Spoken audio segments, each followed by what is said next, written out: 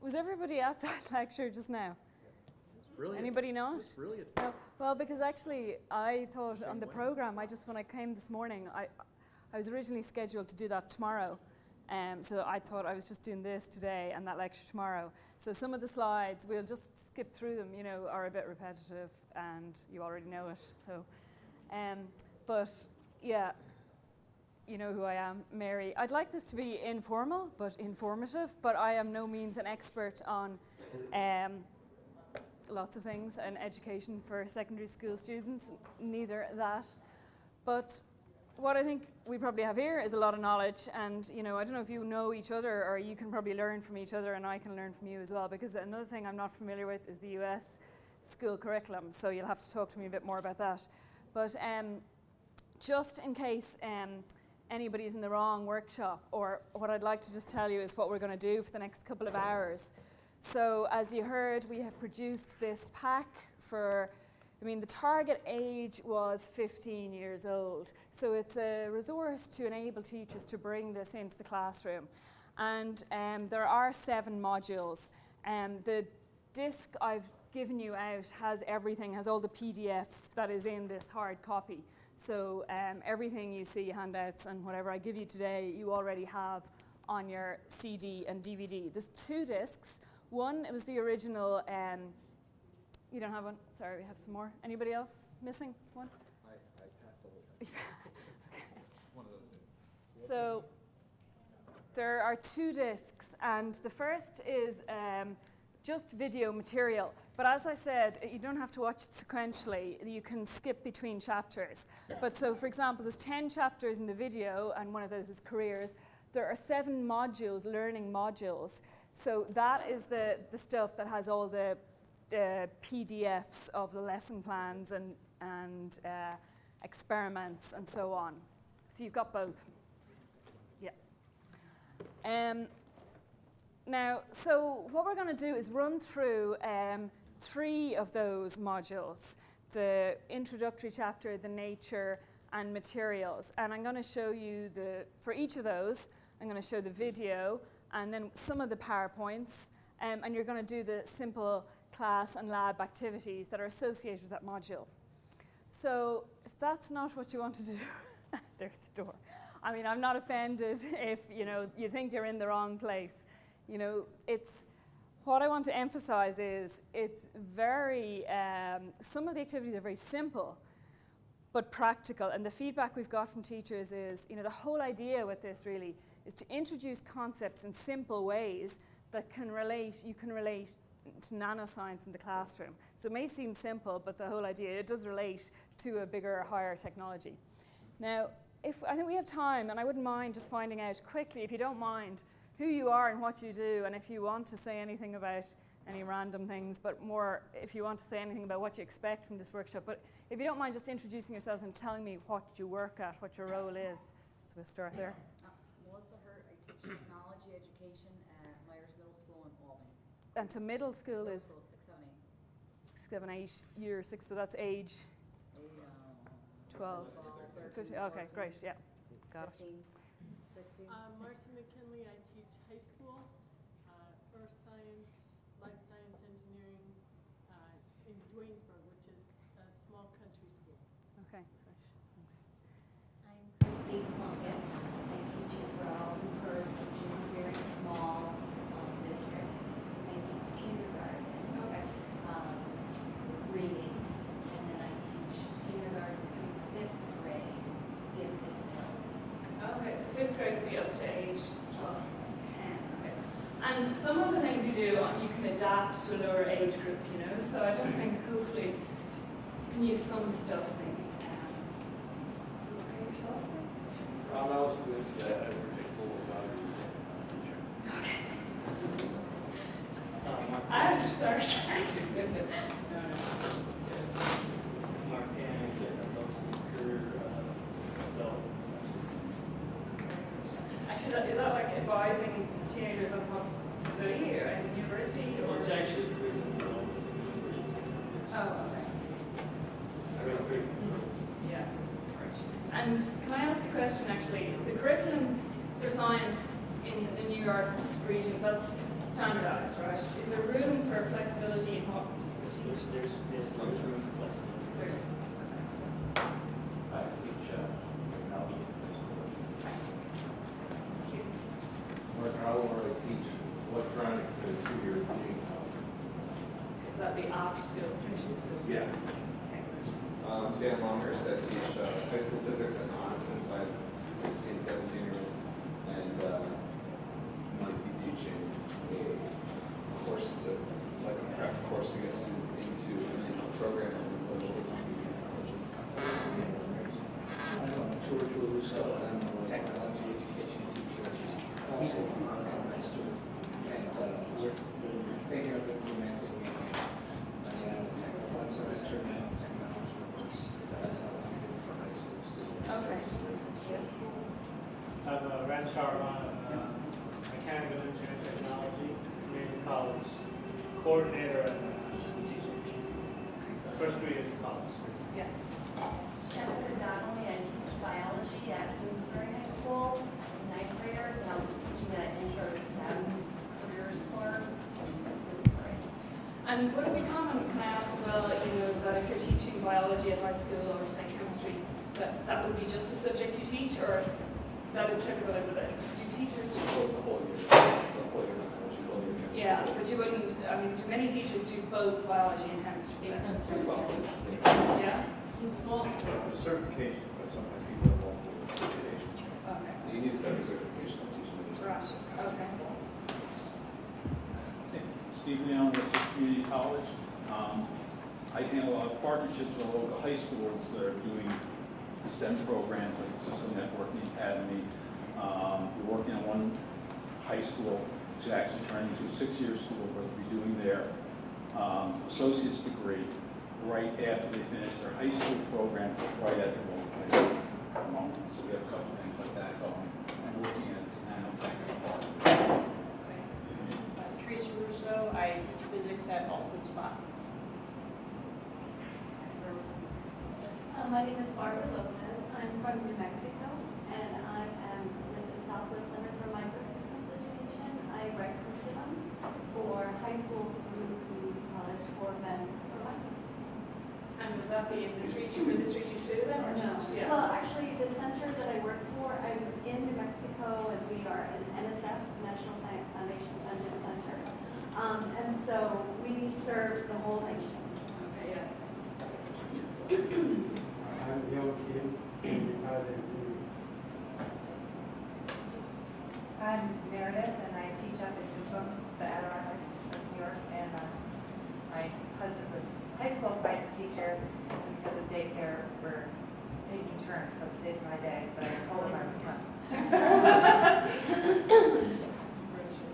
My name is Audrey Vanderhoff. I'm a science teacher in this county in a rural school, and I'm also the 612 science chairperson. And we have a nano hybrid course that we've been offering in biological sciences.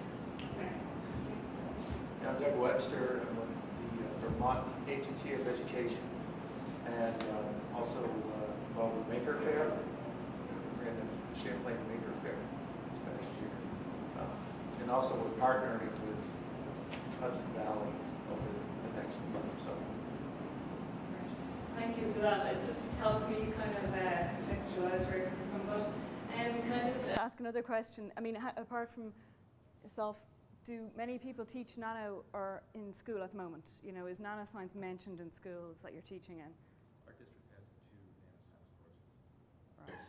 Right. Yeah, anyone else? Anybody not doing anything to do with nanoscience in school? Yeah.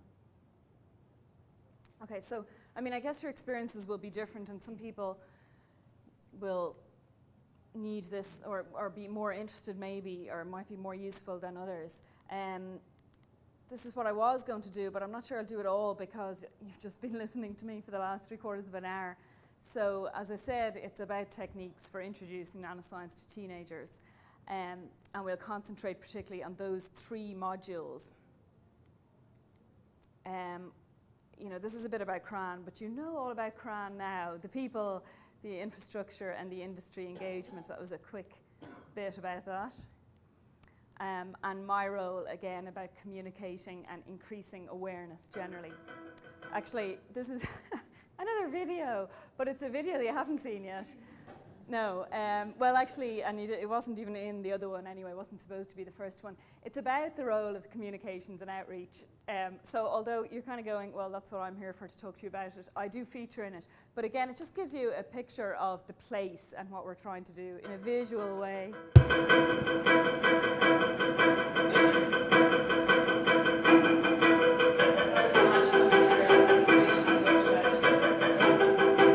CRAN is a 10-year-old NanoScience institute, and is now currently about 30 PIs and about 250 researchers from 40 different countries. The research that we do is normally somewhat aligned with the challenges faced in industry. CRAN is keen to ensure that we translate that world-class research to impact people's lives and industry in general. There is a real need to communicate to the general public, to the Irish taxpayer, the value of scientific research, to industry, the economy and to society. We are doing that in CRAN through engaging with media, newspapers, both broadsheets and red tops, radio, TV and online. NanoWeek is really a chance for the community in Ireland, both academic, industry and government to come together to really begin to think about what nanotechnology is for Ireland. Mr. Bruton, distinguished guests, it's my great pleasure to welcome you to the 2012 CRAN Industry Showcase. Today, I invite you to meet some of our industry partners to learn about how CRAN is enabling the development of innovative new products in their businesses. We're very mindful also of the need to instill in our postgraduate students the value of learning how to communicate with the general public. So we run a number of programs for them, communications workshops and our thesis in 3 competition. So Science Gallery is an internationally recognised centre which in 2012 welcomed its 1 millionth visitor. It's a very dynamic, vibrant place in the heart of Dublin. CRAN has worked with Science Gallery on this magical materials exhibition, and it has been very popular with over 41,000 visitors in 6 weeks. The aim of the exhibition, with the help of comic superheroes, is to demonstrate that materials have a range of extraordinary properties, and by working with them and understanding them, we can contribute to product development across a range of sectors. I'm Amir Ismaili. I'm working as a mediator since the beginning of the Magical Materials exhibition. I explain the physics behind this phenomenon and how they work. Some of them have no idea about what's happening, and then when they understand the physics behind from 2-3 years old up to 80 years, can go forward along with the latest achievements in the science and technology. I got some ideas from here also for my work. People suggested something, and I developed now new idea for my work, and it was very, very useful for me. We also want to reach out to secondary school students, to teachers and parents. In the last 3 years, over 200 students from 93 schools throughout the country have spent a week here in CRAN as part of our Experience Nano programme. In addition, we've had over 200 schools request our Nano in My Life resource pack, which enables teachers to bring nanoscience to the classroom in an engaging, practical way. So we're above that nice science gallery. We're just upstairs there. It's a pretty nice place to be based, actually. We talked about magical materials. You've seen that, and the schools program. Apologies, as I said, I thought I was on tomorrow. So, but the Nano in My Life. I mean, we have it in the way the Irish curriculum works. Is you go into secondary school and you have 3 years to your first state exam. So you've got first, second, and third. You start at about age 12, 13, you have 3 years, you have a state exam, and then there's an option in a lot of schools to do this. That's transition year, which basically is like a year out. There's no curriculum. It's up to teachers to do whatever they like.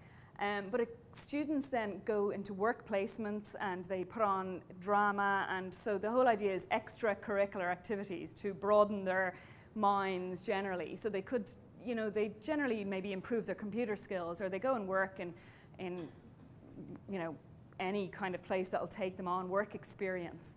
But so it's an ideal time to introduce something like this, because technically the teachers are not supposed to go into the senior cycle curriculum for the Leaving Cert, the final state exam. You're not allowed to do that. So you have to cover stuff that's not on the curriculum, which is a challenge because people have to do their own research. So this is where this comes in. It's ideal. They just have to pick it up and use it. And obviously we're trying to increase interest in STEM subjects.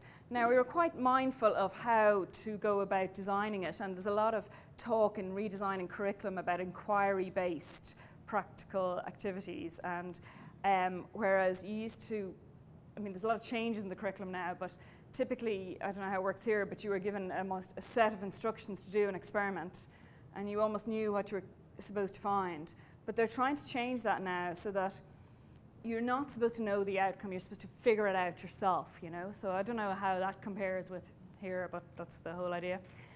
But some research shows that, you know, attainment in education can be increased through a number of factors: visual representation of ideas, linking ideas to other parts of the curriculum. And there's this whole talk again about cross-curricular activities. That's why I was asking, do teachers do physics and chemistry? But I'm talking even about outside of science, so science and art and the arts generally and other things outside of science, because I think that's a good way of increasing interest in science. Cooperative learning, so working in groups rather than competitive or individual, although I guess that's, I don't know what people think about that.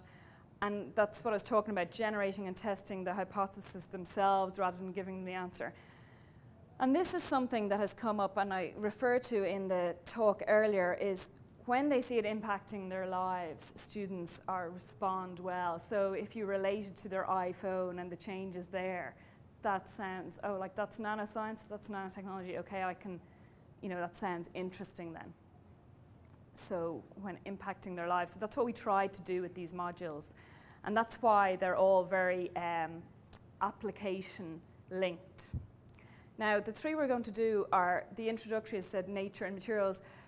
Those are actually, from feedback, the most popular so far from teachers. As I say, you don't have to do it in order. So when you know, if you're using this, generally, obviously, if nano is not something your students are familiar with, most teachers start with that. But you can jump then from introductory to the health research. It doesn't have to be sequential. And as I said, it has the syllabus links, worksheets, and experiments. So we had actually, what I think helped us with this, and what we needed to do was had a couple of teachers in working with us. And that was really from relating it to the curriculum and obviously their experience of what works in a classroom. So we had two teachers, one physics and one chemistry teacher, and a science teaching student help us in developing these. We have a bit of coverage of them in Cran. I think it's important that we introduce nanoscience to students early, because if they look around, nanoscience is all around us, and it helps them have a greater understanding of the world that's around them. Students in my classroom are interested in one thing: what's tomorrow world in terms of technology. As a teacher, a lot of students will ask me, you know, they'll ask for advice about future careers, and specifically physics-based topics. So obviously it's very, very important for me to be able to give an informed choice. The only way I can give an informed choice is by being immersed in this kind of environment. I think the future is big for nanoscience. I think that the more that we move on, the more nanoscience is going to be incorporated into our everyday lives, whether it be medicinal, environmental, or in ICT, which is the big area. One of the ways in which we encourage students to take up science will be to give them kind of an appreciation of what's out there. I think that transition year students will be inspired by what's going on here and the future impacts of what's going on. And even if they look at their own technology that they use every day, their iPods, their computers, things that we're working on here in Cran will impact how light and how quickly their iPads work in the future. I would think that this module that we're doing at home in transition year will be very, very important, because students will learn and realise that this nanotechnology isn't something that's being developed out in Silicon Valley in California, it's something that's being developed in Ireland. I was really looking forward to the opportunity to create some transition year modules, because as a former researcher myself, I like the thought of linking third and second level together, and I think it's really important that secondary school students get the opportunity to see the work that's going on at third level. So they spent some time talking to the researchers, and real Irish teachers. But the feedback, what we decided to do, and again, I don't know how it works, it's freely available, but we could have posted one out. There's only, Ireland's a small country, there's only about 700 schools in the country. But I think, unless the demand or interest comes from the teachers, there's a danger of it being thrown in a corner. So we just we advertised it a bit, but we just let them come to us. And about a third of the schools in the country have now requested it. So it was on demand, which is pretty good. We've also had requests from around the world. And we're really looking for feedback. And I would, if you have a look through it or use it, I'd love to, my email is probably on there somewhere, hear back from you. It's difficult to get people to fill out feedback forms, though. I don't know if you have any suggestions on that, but we find it really difficult. So we've only had a quarter fill the feedback form out, but the response has been good. They will continue to use it. And I think, this is interesting that it's influenced their teaching, and also that, the disciplines coming together, because it's designed for, to incorporate physics, chemistry, and biology. And increasingly in a university setting, in the nanobio group, for example, nanoscience is really interdisciplinary. So I think that's a really important element to emphasize. And I think students like hearing that, because, it's hard to know you want to study physics only for the next 20 years. But if you say, look, there are opportunities for crossover and learning in other fields, I think that's a positive. So we'll go straight in to the first introductory module in nanoscience. Now, so what is nanoscience? This is the kind of first page that you'll have in your PDFs. But what it does is just lay the groundwork for what it's about. It's an introduction, as the name suggests. And it's about introducing the size, nanoscale, and then the properties, how properties change at the nanoscale. So and then giving them some idea of where nanotechnology is applied. So that's about it, really. A general knowledge to the learning outcomes. Students should have a general knowledge of nanoscience and technology, familiar with the concepts of scale, learn the interesting effects which take place at the nanoscale, and list a range of industries where nanotechnology is applied. They are the learning outcomes, the aim of the module. So we have a video. This is the introductory video. Sorry for all the videos. They seem to have come together a lot. But this is the first introduction to nanoscience video. It's different to ones you've seen. Cars, spacecraft, face cream, sports equipment, mobile phones, computers, waterproof clothing, not to mention silk, spiders, goats, and in the future, space elevators. The possibilities and the applications are limitless. What do they all have in common? Nanoscience, nanotechnology. This is the first in a series of short films that will provide you with an introduction to the world of nanoscience. In this program, we want to explain not just what nanoscience is and what it means to us now, but what it is likely to mean in the future. We also want to open your eyes to the possibilities of a particular science study and what it can lead to. Now let's hear from some experts in the nano world. Instead of having an iPad, which is solid, if you drop it, it's not great, you'll be able to just roll it up and throw it in your pocket and forget about it. I think our homes will become smarter. I think our foods will be labelled differently. Everything within our home, our workplace, our schools will all have nano somewhere involved. Our newspapers will be electronic. I think we may even have electronic wallpaper in the future. I think our homes will talk to us. This, a few years ago, would have been science fiction. But now, this is going to be science fact in less than 10 years. Especially the science of the small. And that's needed for most products that we make these days. Imagine a meter. Now make it smaller, 10 million. Then if you just squeeze that down again, you have a micron. Now make it smaller again. Eventually you arrive at a nanometer. A nanometer is effectively a billionth of a meter. One human hair is 80,000 nanometers wide. You line up 5 atoms in a row or so, and you have a nanometer. Football is about 100 million times smaller than the planet Earth. Things at the nanoscale are 100 million times more than football.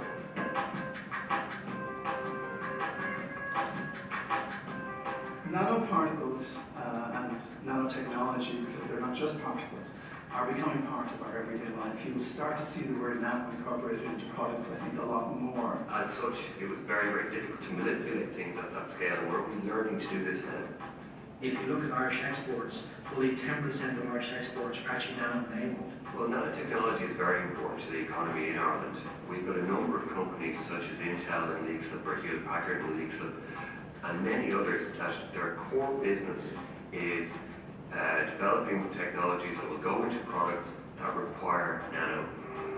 These companies have a lot of jobs associated with them, and if you look at support services that these companies also need to run, you're looking at between 100,000 and 150,000 jobs in Ireland that rely on nano. We're confident that working with these corporations, we can begin to help them become more ambitious, to grow the operation in Ireland, and that'll do two things. It'll create jobs in the R&D space for Irish researchers, but it'll also, quite importantly, consolidate the existing manufacturing jobs.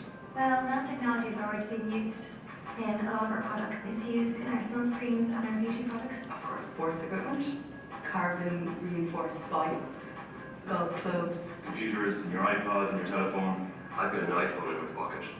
I'm addicted to the thing, but it couldn't work without nanoscience. It's used in our clothing industry to make our clothes waterproof. It's basically everywhere. There are great opportunities to make use of the way things do behave down there, and to make use of them right up here in the big world. Well, I suppose everything down at the nanoscale is completely different. The physics, the chemistry, even related to the biology is just completely different. As you shrink things down smaller, we find more and more interesting effects every single day. All the workings have to be compressed into this tiny little space, and that can only be done through nanotechnology. With nanotechnology, we're trying to exploit those properties to do something useful, to do something that wasn't possible before. ICT and the microprocessor, there's more and more nanotechnology involved in building a Pentium chip, for example. Without it, you couldn't have any of these funky things that we've come to rely on. You'd be able to make computers for your watch, computers that will run as fast as everyday computers now, but you'd be able to fit them in the watch. The biggest impact will come in the area of nanoelectronics, which will be the next big wave. And towards into the future, it's being developed for medical reasons like diagnosis and disease treatment. So as far as I'm concerned, I would say the nano revolution's already begun. If we think back a century ago, 8th and 19th centuries, we had this wonderful explosion of Victorian technology and building and trains and all kinds of engines. We're now at that early phase, except instead of the macroscopic level, where it's bridges and steam engines, we're down at the molecular level. We have new technologies which we can barely imagine. We know nanotechnology will revolutionise our lives over the next 20 years, but only if enough people decide to become part of this fascinating technology and join what really will be a revolution. Science and technology is everywhere. So if nano is the leading front for those core subjects like physics, chemistry, biology, and engineering, then it's going to really spin off and broaden out into everything. So certainly there will be nano revolution.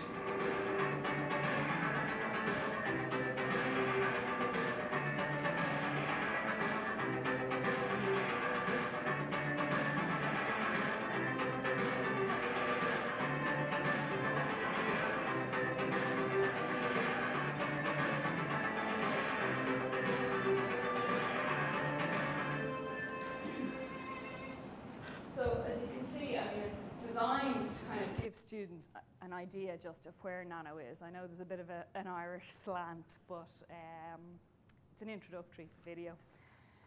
So then, you know, we try to introduce some of the concepts that were talked about, in other words, scale. And it seems to me students like quirky facts. So just to put it into perspective with some everyday example, like a man's beard growing 5 nanometers every second.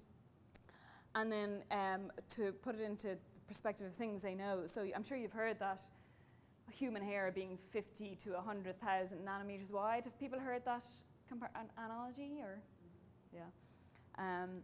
So red blood cell, 10,000 nanometers, cold virus, 30 nanometers, DNA. And really it's to give them here the abbreviation nanometers and the 10 to the minus 9. So that's the introducing scale. And some people ask what's the difference between nanoscience and nanotechnology. I mean, they're used interchangeably, obviously, but to be very technical, science, obviously, the study and manipulation of materials, and nanotechnology more using that for our own use. And the answer to that is? Did anybody not know that? It's okay, out of interest. No? So nanoscale gold, and this is something we make in Cran when the students come in using, if I could remember, HCl4AU, so hydrogen tetrachloroauroric acid and a reducing agent, sodium citrate, I think, or a citrate. And it's, I mean, this is what students actually love, you know, seeing a color change. It sounds so simple, but saying that gold is actually not gold colored comes as quite of a shock to many students. And obviously it can range and that's because it's a good example of just the properties of materials changing as you go down to the nanoscale. So we talk about how the range of materials, or the range of colors, depending on you know, blue to red for gold. The most common question when we make it in Cran is, how much is it worth? But we're like, no, there's no point in stealing it because you're not going to make any money out of our nano gold. And then, so properties, and they're obviously familiar with sun creams and how you can never get sun creams now that are white. They're all clear colored because of the zinc oxide. I was interested this morning in hearing that that's actually, well, and this is always a question, you know, there was an inflammatory response generated. It was everybody at the talk this morning by, I forget his name, but the guy from Penn State. Yeah, so I think zinc oxide featured in his hit list of toxic materials, but don't worry about that. It's not really. And so that's physical properties. Things look differently at the nanoscale. But I think, you know, things behave differently. Chemistry is different at the nanoscale. And one of the reasons, and I think this is a really important concept, you know, and it's easy to demonstrate, and we're going to do that first, a very simple practical activity, is with the same volume, by reducing it down into smaller sizes, surface area increases. Is this something people do in school, or have you done anything around that? No.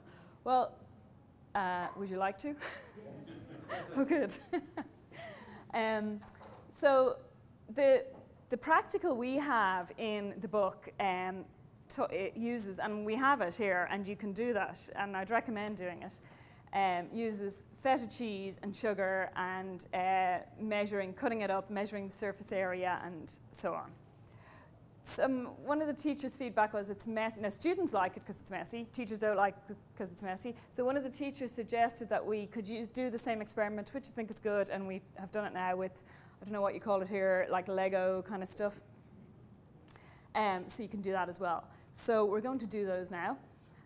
It's just, I mean, it's such an important concept in nanoscience, that the idea of surface area, increased surface area for small products. So this is visualizing it. So actually, I have some instructions for the experiment. If you don't mind handing those back, please.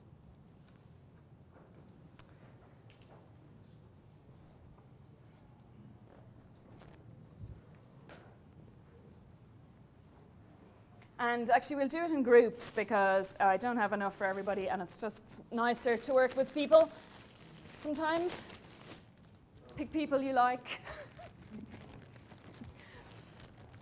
Just to avoid mess, you'll have to pick up one of these desk cover things. So I think 5 groups of 4 would work well, please, ish, you know.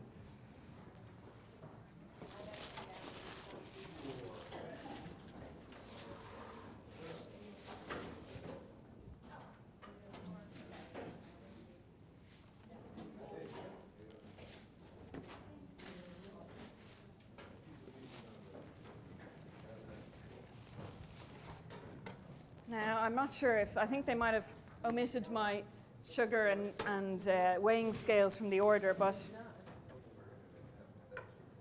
it's just kind of feta cheese. Let me just see if they've got the sugar and weighing scales. Does it matter? Not really.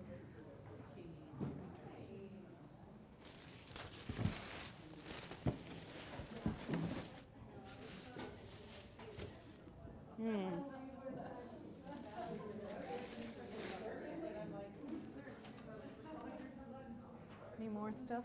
Oh, some plastic plates and knives. So, if you don't have a ruler, either in your person or on your iPhone or whatever, what we can do is assume a certain length and width and height.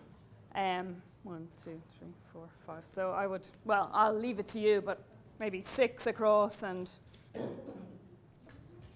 5 and 1, or choose a fixed length and weight or width, and if you don't have a ruler. Do you know what I mean? So we can just assume a certain number of units.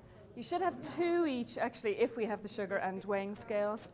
So I'm just going to check on that, but in the meantime, you can just have a look at the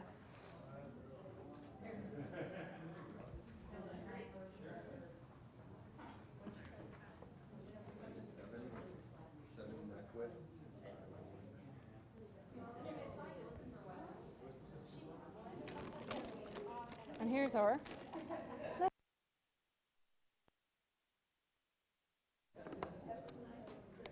yeah. Sounds right. 1, 2, 3, 4. I'll give you one of those. Again, just ignore the, these are the Lego samples. You can just ignore the little roundy bits at the top. Just again, if you don't, you can assume the height is 1 for each block, so 4 high and 2 across and 1. So.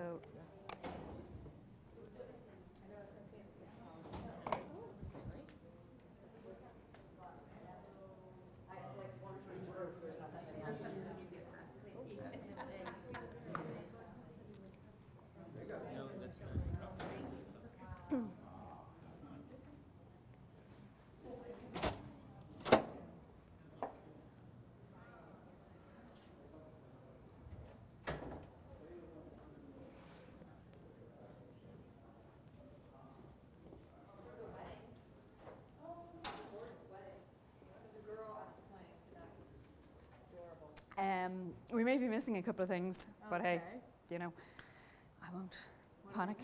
Sugar and weighing scales. Do you know if she managed to get those? I don't know anything about sugar or weighing scales. Anybody happen to have any bags of sugar and some weighing scales around? There should be sugar out. How much sugar though? Well, it's the weighing scale. Yeah, it's no point with sugar without the weighing scales. You don't know if they have? No. Yeah, but a girl uses a scale upstairs. I can go and grab that for you. Is it very small measurements, like 0.1, within 0.1 of a gram? Yeah? Okay, yeah. Okay. You're looking for something? Yeah, I forgot when Erin gave me the stuff. I don't know if she's around, if she has. In the first floor, yeah. Okay, She sugar bought and... everything, yeah. She bought everything, you know. It's somewhere? Yeah. What are you looking for? The Maybe cabbage? it's sugar and weighing scales. Actually, is this more stuff here?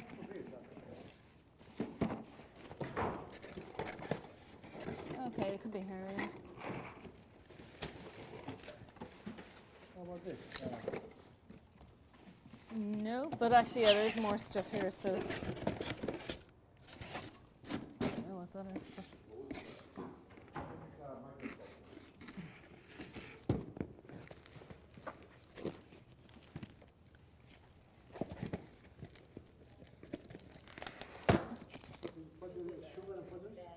Oh, weighing scales.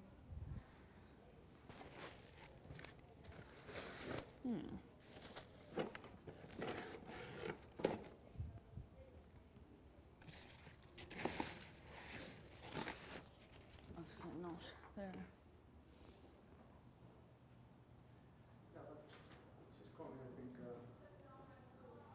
Okay, no problem.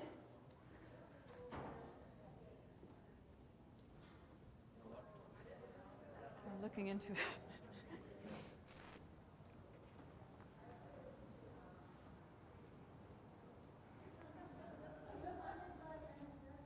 I'm in the wrong room. It's that room.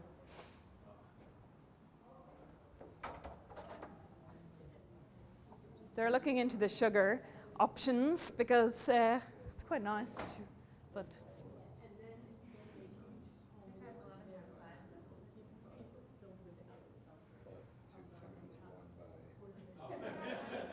everybody know the formula for surface area. Length by width by 2 plus, width by height by 2 plus, you know that, do you? Pardon me? You know the definition or the formula for surface area? No? Shocking. Actually, Width times height? You mean the area? the area. Oh, sorry. So it's No, well, no, but it's different. That would be if it was a cube. Yeah, it's okay. They're the same length. So, Oh, wait, length by height twice. Oh, we're doing all. Width by height Okay, twice. And that's width sorry. Good. I have a form for this. I need this to have it. Oh, that's a good. Can you get? Yeah. Or brown sugar, yeah. I don't think so. That'll be hard to get now, I think, in Ireland. We're not so advanced in our colour.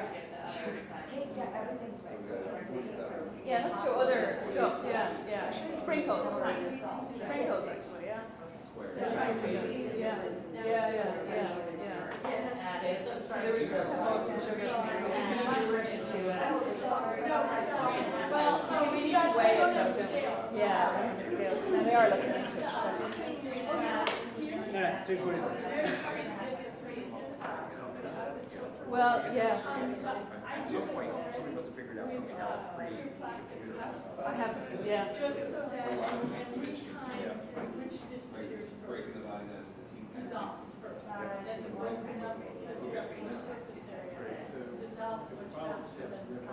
Yeah. So you just show it in the dissolving in the cup. Yeah. I have another couple of variations in that we can try where you put a balloon over. Have you done that? Yeah. Or a glove, a lab glove. Yeah. This was 3-point. Yeah, you can try it. Yeah. That's. I think that's good for a just standing up the glove. Well, you can try it now. Yeah. 346. First one? Yeah. I know, but I think that it is good to have those kind of links, you know. So have you used this? Do the same for that. You're supposed to be working out the maths, you know. So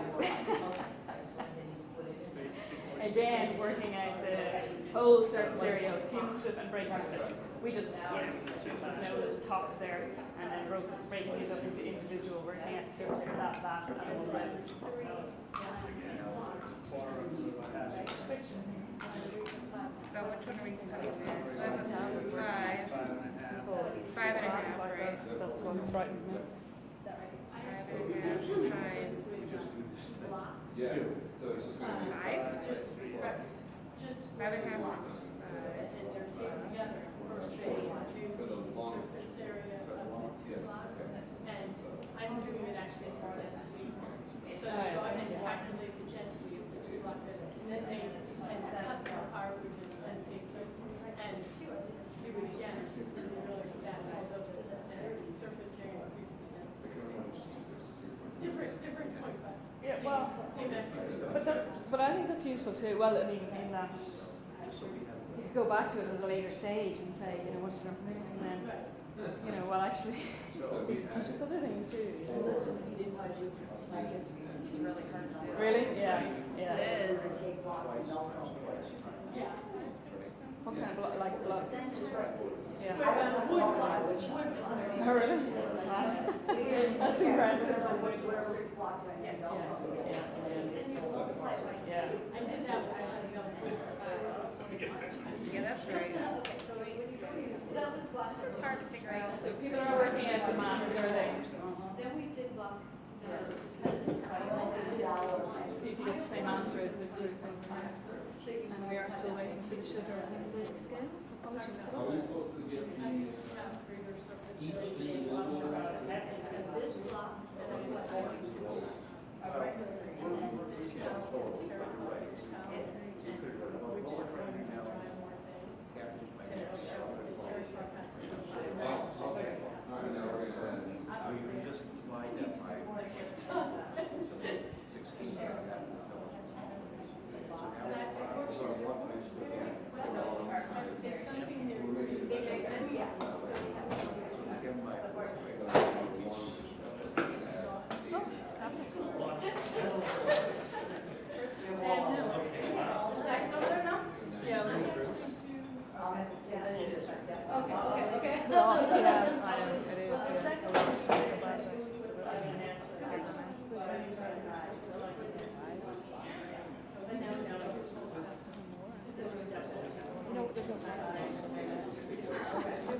Here, everyone. Yeah, why not? We can just do one group to do it. Not everyone has to do it. No. Like, need some sugar. We have sugar and a scale, so I think one group, maybe, or at least one group, should do this. Over this side?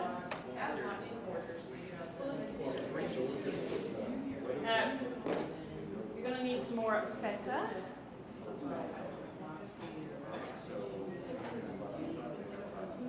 That is up here. We're looking for another chair. Oh, it's up there, is it? Yep, we have one. Okay. Good girl. Thank you very much. Welcome. Does anybody want to do that? The sugar? That it should be easy. Yeah, you're going to get a one. As soon as we got the sugar and the scales, does anybody want to do the sugar and scales bit of it? As in weighing? Would you like to, as it?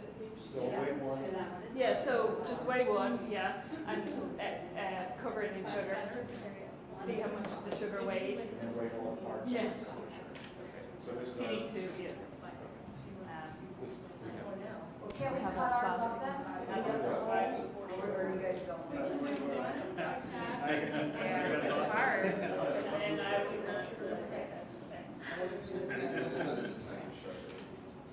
I see a series The of idea amounts is of this. Everybody else is doing calculations.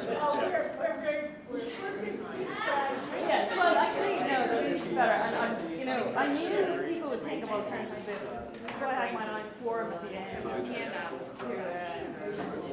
Yeah. Showing like stick or sugar Not a week. more surface area. Well, actually, his. Yeah. All right.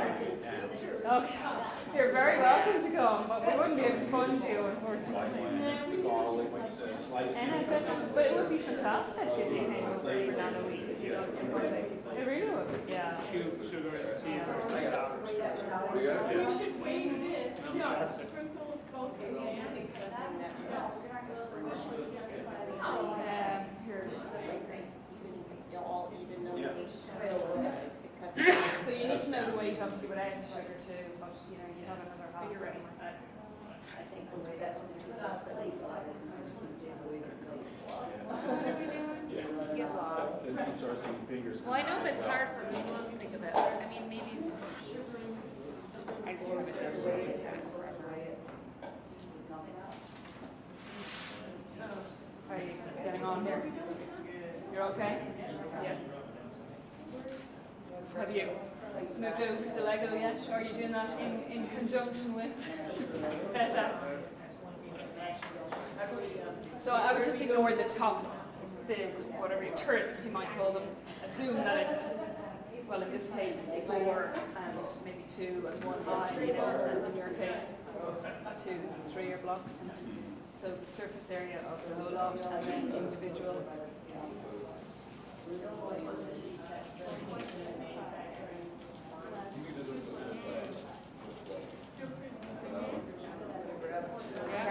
Yeah.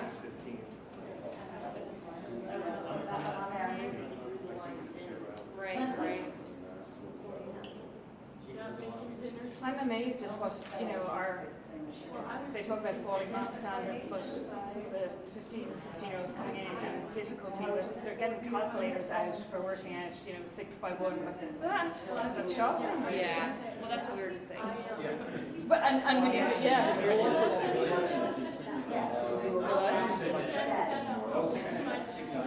Get lazy, you talk at the end of the night, I'm not gonna figure this out. Yeah.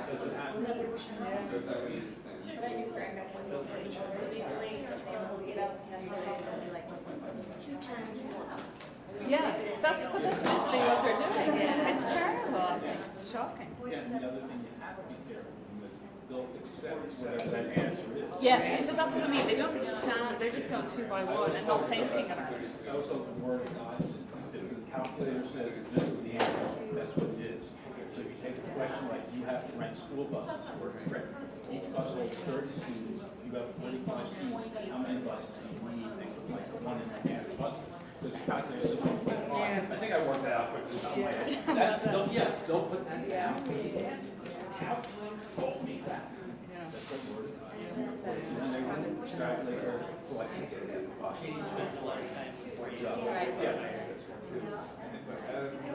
Yeah, I agree. More students double the number of students miss that particular answer using the calculator. It's a big so I can get to that. I think I'm the different. Scary. Yeah, it is scary. It's just the problems are the same the world over. What's better and better, let's get out of here.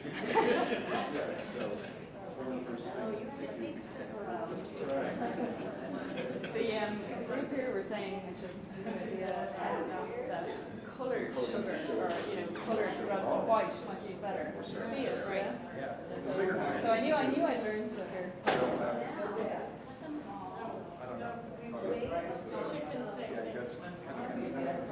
Yeah, that's what the students love doing. My fingers are good, so I'll miss this around.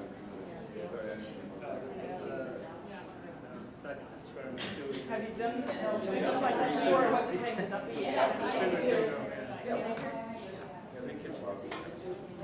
They'll remember playing with that. Oh, I did this at a conference that I went to. It's actually pretty if they can remember what yeah. Right. Yeah. We like that. I think they did it with graduated cylinders though. I think we compared the rates. Yes, same, yeah. Yeah, it didn't explode. Although I wouldn't prefer explode. Or not me either. Is there? Yes. There's only one. There is a scale. Chickens at home should bring the extra fed home. Oh, this is George Ferry. So it was. Well,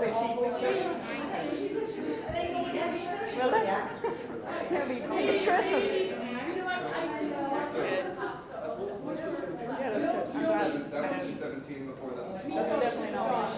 So it won't go to waste at least. Oh wait, with the plate though, it's going to be 232.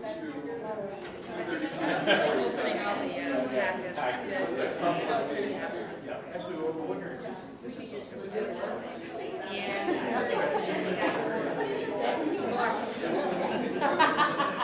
Well, feel free to try it, but I have it myself. I mean, I love feta, but I'm not sure if I can love it with sugar. I think that what she means is a small block. When you mean a block, you mean a small block. This is with a block of. Right. Yeah, the whole thing. So that was originally so you have the block and then covered sugar with that, and then that somebody else will know what the weight. Does anybody want to offer a solution to the weight of the it's on the package. 288. Yes. 256. Yeah, I'm familiar with it. Big picture.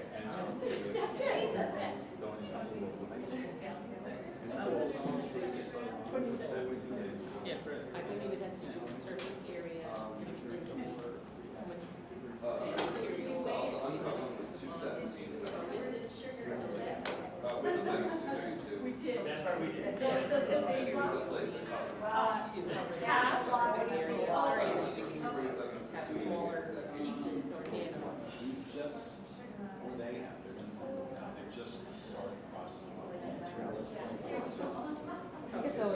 as well to see how different groups work out different things, or some people will thought, yeah.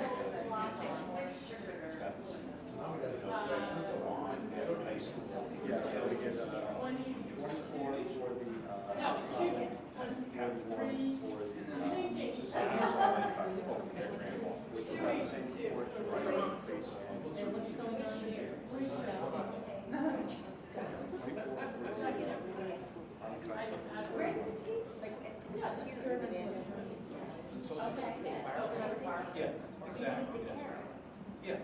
What I'm saying is that they could come up with a way of shrinking it, making some of the ice cream for doing little Trinity. But it's got that same draw. So are you a man? Sorry, I'm walking away. Sorry. Right. So then my high school were like, To eat out, you mean, or yeah, to buy? Well, it had that reputation. It has improved since the no, that's different. In fact, in the last few years, actually, we have them here, like discount German chain stores, Aldi and Lidl. Have come into, yeah, we've Lidl and we've so they are much cheaper, and a lot more people are moving from the traditional supermarkets to those. Yeah, now, and of course, there's a lot of talk, are they buying our products? We produce enough food for the country. I mean, we are still an agricultural, like, we should be able to produce cheese and potatoes, a lot of not kiwi foods, obviously. But some of them, Aldi is quite good. It's buying, it's won some awards for best Irish cheese. But prices have fallen a bit, but still, I think we're still high relative to other countries in Europe, yes. Now, eating out, you can get, there's definitely better deals now eating out.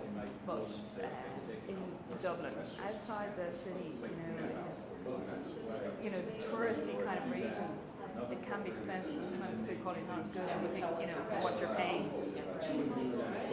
So, I mean, there's a lot of talk about this, the hospitality industry and people, tourists being policed, not paying too much. So they're really conscious of trying to not do that. We do a bit of work too.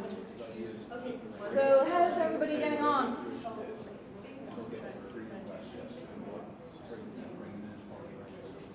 Have we enough of that?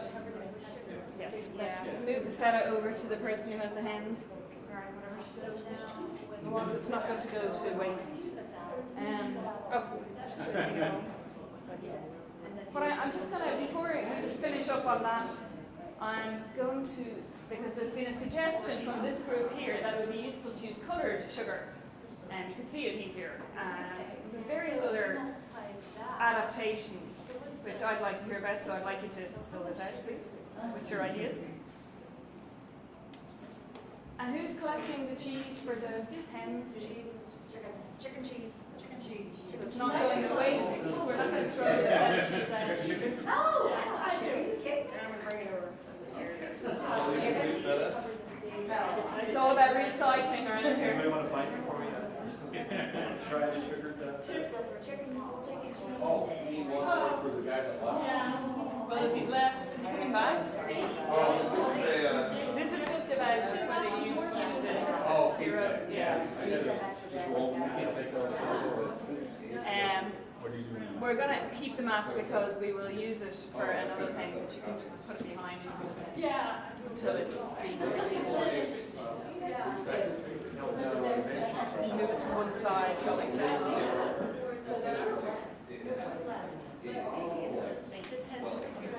If you don't mind just filling this out to improvements for it and whether you've used it before. So, thank you.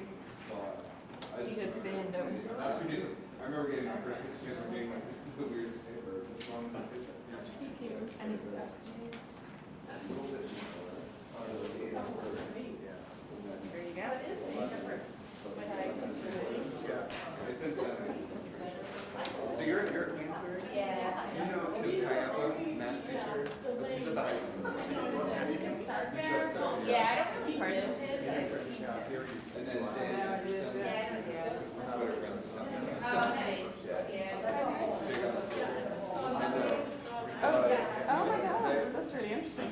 Stephen? A4, yeah. That's what you You're write at Westchester Community College? Write your papers. What's doing that 6-year program? High school. Good detective work there. Pardon? Yeah.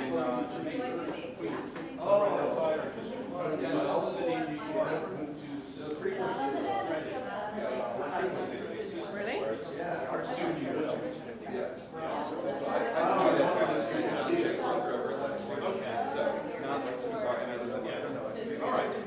It was fun. I like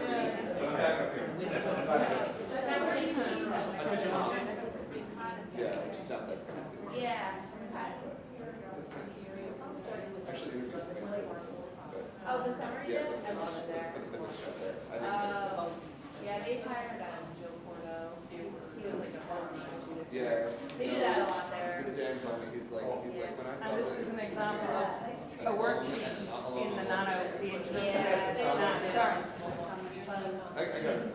And that's all that matters right now, you know. This is an example of one of the worksheets. Yeah, that we've just had that conversation. This is what you call European paper. It's A4 size.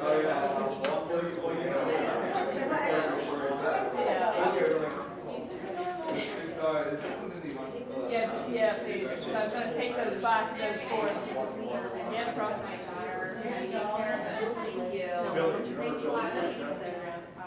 Well, if you do, please let us know. I mean, have the feedback on the. Yeah, there is. There's a link to the feedback forum online. It's on our website. It's my card, or you can just email me if you lose. Thanks very much.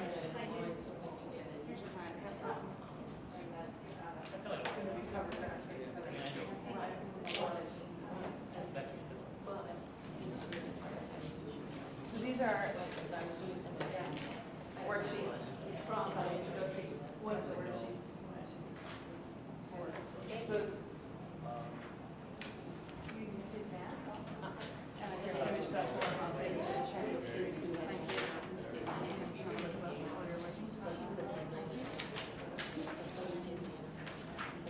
So the worksheet is an example of group work, and it makes the students, requires the students, should I say, to go off and research a product that uses nanotechnology and report and give an oral report to class. So, I mean, I think a lot of students, in our experience, are not good at, are nervous or don't like presenting in front of a class. But I think the more we get them to do it, the better they'll become. And it's something they need to do. And I think this is an important part of science in university that students don't appreciate. They think maybe the old stereotype they'll be in a lab, but actually, you know, it's a news to them to find out they have to present their work to their colleagues and maybe at international seminars. And so presenting your work is an important part of science, working as an academic, you know. So are there classes in Ireland that like students take public speaking classes at all? again, that would probably come under our transition year, you know, and it would be school dependent, but there aren't formal classes in secondary school now, but there should be. It's not required here, but it's like almost every school offers it. It's Really? strongly encouraged. Yeah. Mostly when they're in the final year of high school. Yeah. That's when they do that. I always thought I think our perception that would be that, you know, American students would be more confident and better at presenting than Irish, but I don't know. Is that the case? well, talk when they don't, when they're not. Really? Yeah. They are more vocal. They're more vocal. Thanks.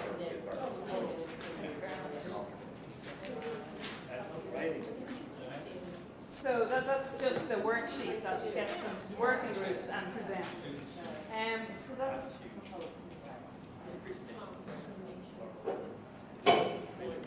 that's the introduction to nanoscience. Is everybody happy enough with that?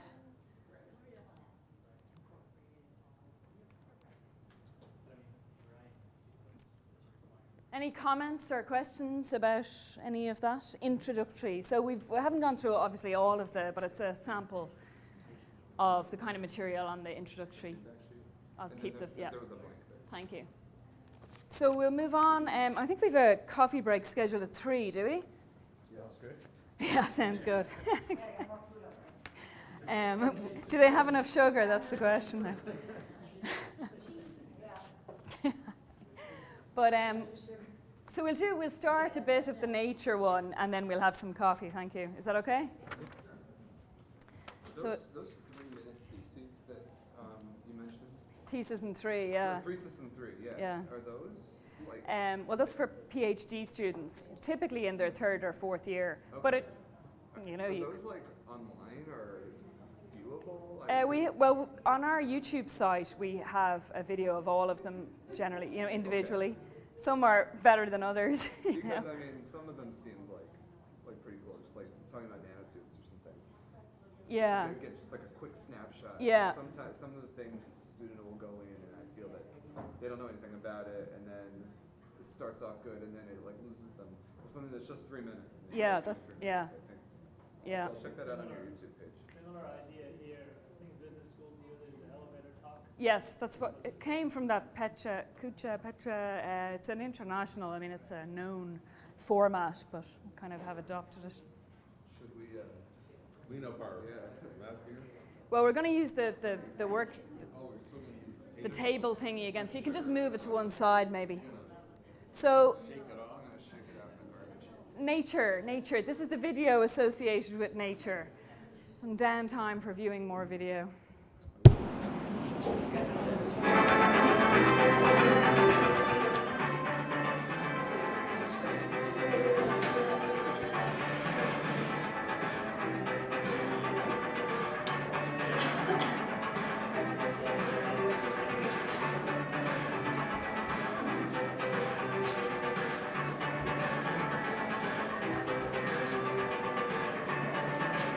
It's important to remember that we didn't create the nano world.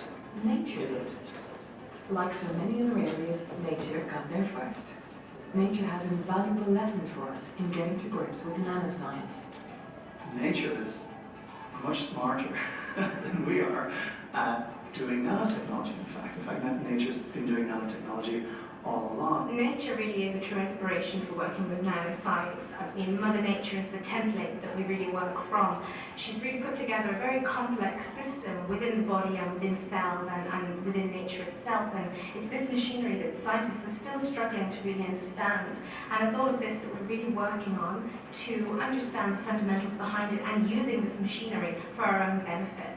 So in many situations, nature got there first, and it already makes really, really strong fibers.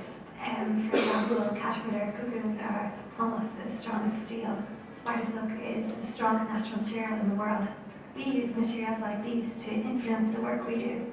Yeah, I think nature really does inspire a lot of the research that happens in nanoscience. For example, the lotus effect is one of them, where you have especially structured surfaces, water drops off, peels off. And you have ideas where applications for window coatings. It's used in our clothing industry to make our clothes waterproof. So that would be one of the example of the ideas coming from nature being introduced into the everyday life. The colour of a butterfly's wings. Why are they so intense? Nano nature explains it. I think there's a lot of reasons to still look closely what is nature developing for us. We certainly need to learn from nano in nature before we can move on and apply it to technology. When you think of how a plant can grow from a seed, imagine if we could take a microchip seed and grow a microchip out of it. So we can actually design in the lab experiments that explore beyond what nature's ever delivered. And so whilst it's important to understand to emulate nature, and nature can teach you something, actually we have the wherewithal now to do experiments that nature could never have conceived of. Let's say we threw some chemicals into a beaker, mixed them all up, and got them to self-assemble into the kind of designs that we need them to make. Okay, now we're actually really doing that at the moment. We can throw chemicals together and encourage them through the good old-fashioned laws of nature, encourage them to self-assemble into very ordered patterns, the kind of patterns that we can take advantage of. You look at what nature has done, and you understand that nature has got to what it has at the moment by a form of natural selection. So oftentimes, if you know that a particular structure was engineered by nature to have a certain hardness and strength, if you try to emulate those kinds of structures in the lab, you'll find a very fast route to going towards a very hard and robust structure. It's very much inspired by nature. Nobody would dare suggest that we are smarter than nature. We're really just trying to understand how nature works.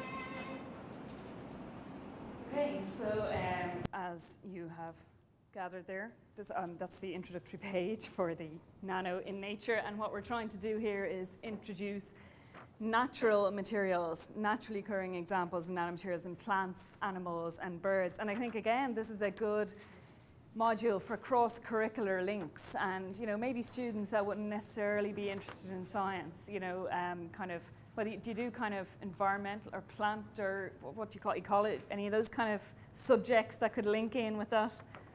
And so what the idea of this module is that learning outcome students will learn how certain characteristics like the color, strength, and functionality of many materials in nature are a result of the nanostructure. They should be able to identify a range of examples in nature where the behavior results in remarkable properties, and learn how researchers and industry are using those information to design smart materials. And I think that's an interesting practical at the end of it again, or that we get students to do. So based on their knowledge, design a product for everyday use. It's a bit like our design a nano superhero, but it's design a product that has been inspired by nature's natural nanomaterials. So I don't see anybody else having coffee, but... No, nobody else is having coffee. I wanted to make sure you got your sugar. Yes, I did. Thank you very much. Shall we have a coffee break, do you think? Is a good time? Yeah. So these are just some of the slides that you've seen the video. These are the accompanying PowerPoints and kind of natural nanomaterials that we're looking at. So they mentioned the lotus flower, which people are familiar with that, the idea that it's submerged in water but stays dry. And that is because it's covered with a waxy material, which makes it hydrophobic, and also, as Georg Duisberg said in the video, because of these micrometer projections called epidermal papillae, which are not visible really down to, the less than 20 micrometers there, not visible to the naked eye, but projections increasing the surface area and means the water droplets don't come into contact with the main part of the leaf. So they clump together and roll off.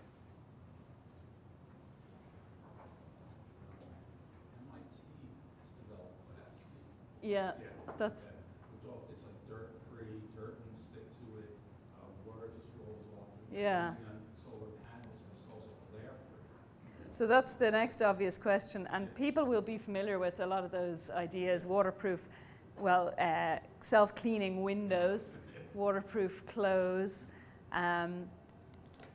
So this is an interesting one, a little practical, again a bit messy, but has anybody looked at cabbage and lettuce leaves? This is not an education of eat your greens, but how water behaves on them.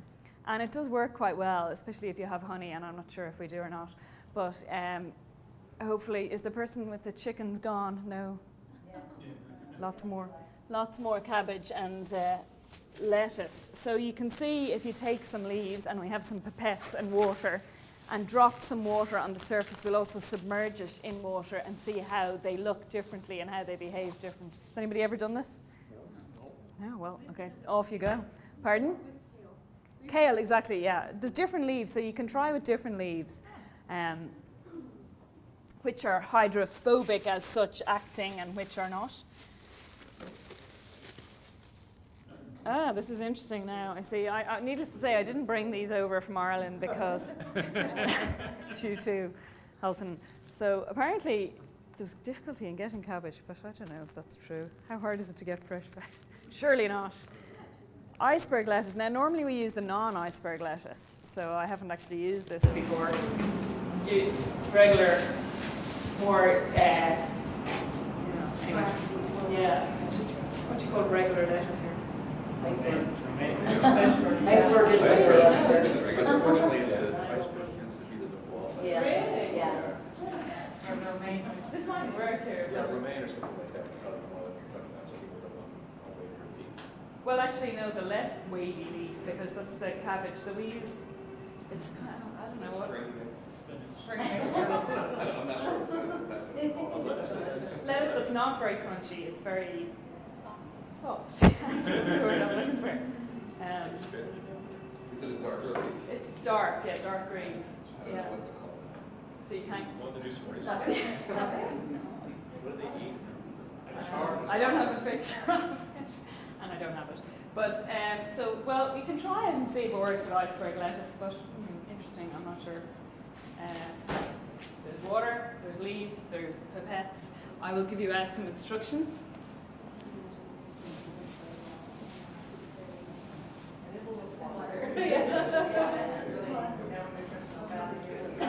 And basins, actually, there's some here where you can submerge the leaves into the water. Like that. So, yeah, basin if there is enough.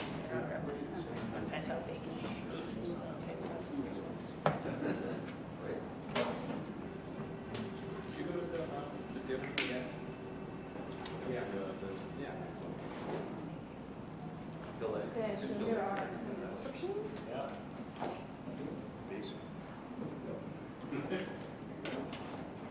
Oh, I'm gonna leave stickers here with that. I don't know if it's very specific or. Yeah, we'll do this. Do you wanna take one and pass it on? Actually, do I have a? I think I have a video of one of our teachers doing it, so you can see what lettuce looks like in Ireland. There you go. The iceberg is the norm. Do we have more? So there's a tap apparently outside as well, but let's see. Oh, we got a picture. Sure, yeah. You can Pour take some. Let me see where this tap is. 12 bottles.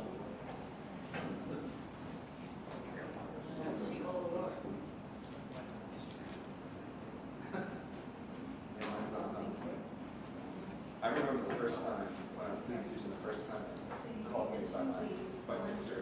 Mr. Loner. So I was like, it's like, that sounds weird, don't call me that. And then now it's like, Oh, there's the when water. I was like There, is student it? teaching, when I was young, they always tried to call me by my first name.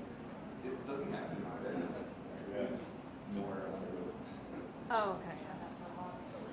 Yeah, thanks. Oh, yeah. Oh, yeah.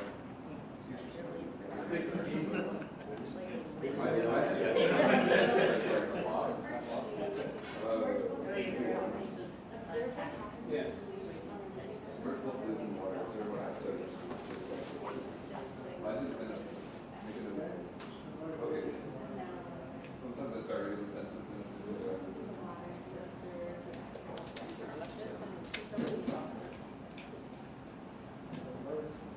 Shall I get some more water? That one looks almost Is there- dry. And then There's a have secret. it Well, the bathroom. Yeah. More water. And then, using it properly, Don't need a lot of same water. amount of water. And no Well, you can do both, yeah. That's we can use a little more. Best done on the side. Maybe like. That's cabbage, yeah. Yeah, and then this exactly. Well, that's good. Yeah, that's exactly what I was hoping. That's exactly what we're looking for, really. Yeah.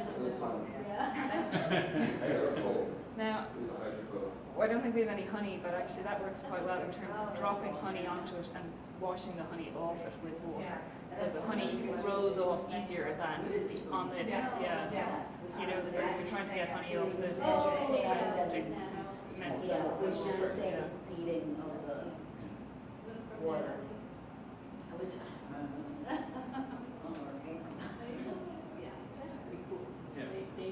The ice is It's working. working. These are Yeah. really good, this is a good comparison, this is very. Yeah, that's good. Well, I'm glad about that. I was a bit worried. And the Works. also- Fine. Yeah, iceberg. Well, the good thing is too, the kids can think of them as being the same as they actually. That's the thing, which is, in ways it's better, actually. Yeah, it would be better than I believe. Yeah. Yeah. Yeah. In fact, that's what, when I went to the back there, it was like, yeah. It's like we built this into But then, so the kids will see that they look similar, Yeah. but they're actually. Yeah. All the nerds get together. Now, because I don't think we have honey, we can go back to. Honey, there's nothing out there that's. Does it say anything about honey? Because if you get honey and drop it onto it and wash the honey off with water, again, it washes quite off, it runs off Yeah, easier it's off the pretty cabbage. sticky, Yeah. but it's gonna Yeah. stick to the residue. Yeah. Ah. Yeah. messy, so that's always good. Messy stuff. Interesting. Yeah. If you No, I'm good. even if you submerge them as well, play around with that. That's quite It has that. my God, I feel bad with all these. Anybody wants to take some of these home? Seriously. Look, you get a free DVD out of Iceberg Lettuce. It's a short show. I did not know this, but And then she can brag about that. And you can like boring chalkers at these. My kids will be so psyched, they'll be like grabbing the salad. This is for my peppers.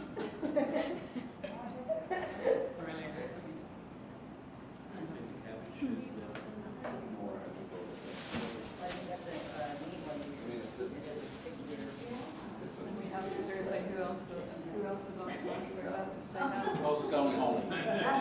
Going home, you get that. Yeah. This will last, my kids will leave a whole hill of I used to. What we skipped in the surface area was actually the Alka-Seltzer thing, as soon as you have lots of nice water. Would you like to do that? Or? Yeah, we read that. Oh, you read it? Well, because kids like blowing up. I mean, Yeah. So we have all the ingredients, and let's do it because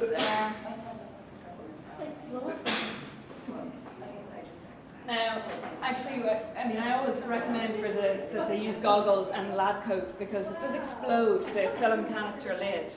Do you use it with film canister? So if anybody who's doing it wants to grab a lab coat and some goggles, how did you find that? Does that work?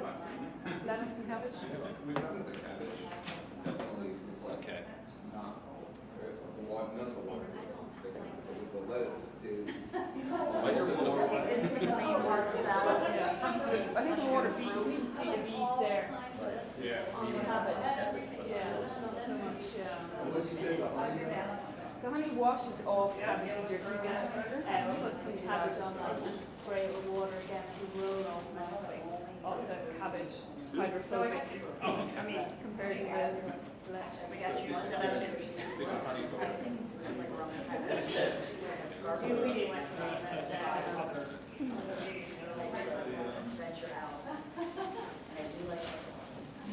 So if you want to grab a lab coat and goggles, there's the instructions for the Alka-Seltzer in film canisters, which I'll also get for you. Now the funny thing is we get these film canisters from, well, we've had them from the States before, from Steve Spangler. You know that website? No. Well, here I am coming to the States telling SteveSpangler.com has very kind of quirky science stuff to buy online. We were joking before. So this has come from the States, but we can actually get them elsewhere now. I think it's on the these.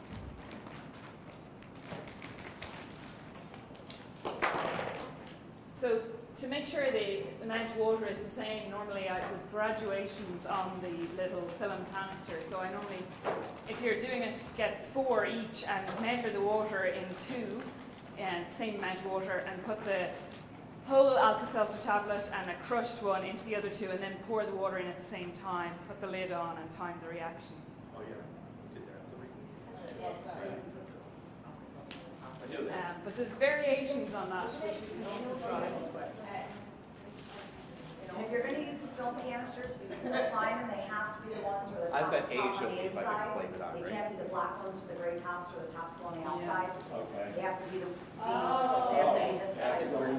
That makes it easier to pop out, or? Yeah, the other, they you don't work probably with the need gray. 4. Picture the old black ones with the gray. Because So you can't find them anymore. Yeah, it doesn't work with that. You have to do it with these tops. It just doesn't work as well. I don't know, I think there's actually a ridge around the black ones that hold the top on a lot better. oh, go on. This one's more of a friction fit. The other one actually snaps. So the lid will pop off. But there's a variation. The other one doesn't work, yeah.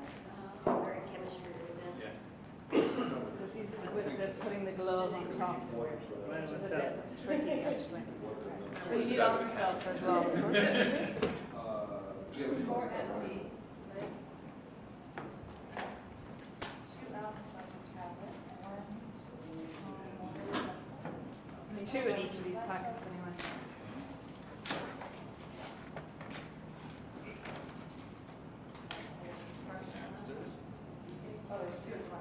It's 2 in one, yeah. Or you could even just use a half, and a half crushed works as well with the size. And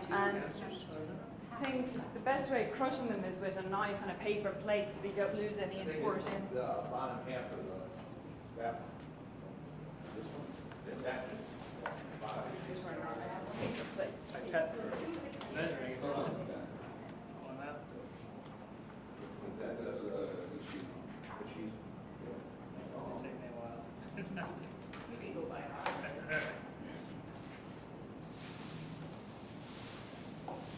Do we have any spare paper plates from the cheese and knives to crush them up? Oh gosh, yeah. There's some knives. Should we get our coats and our apples? Yeah, Well, get it's inside just, the I packet mean, and break it up. definitely in a classroom because it just goes up in your face. But the top of the film canister freaks me out sometimes. Break up the alka-seltzer tab inside the packet. Well, there's 2 in the packet though. Yeah. Oh, there's 2 in the packet. You're sharing your idea. Well, then you should, oh, yeah. I empty one out, so this. Yeah, then you could.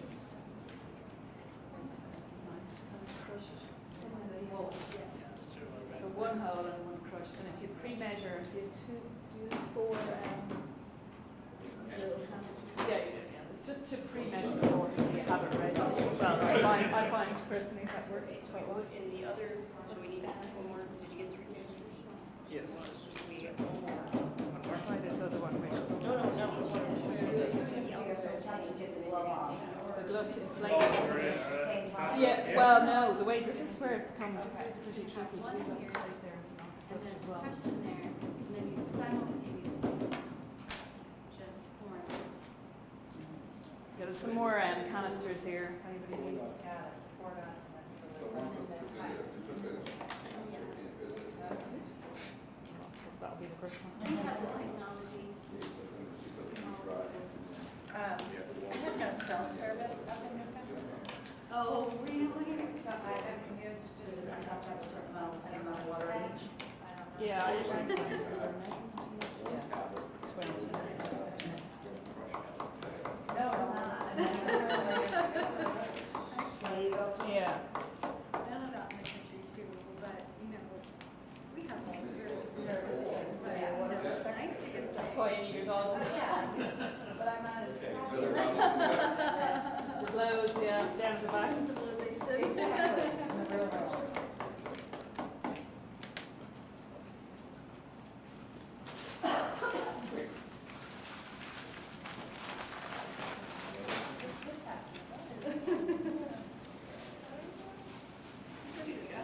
We would do this as a demo for everybody when they're finished their own ones because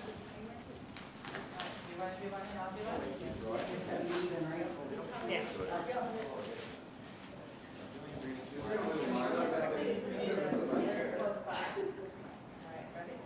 That's good. That's good. We're just saying. What am I trying to? Sorry, I'm not saying. I know why.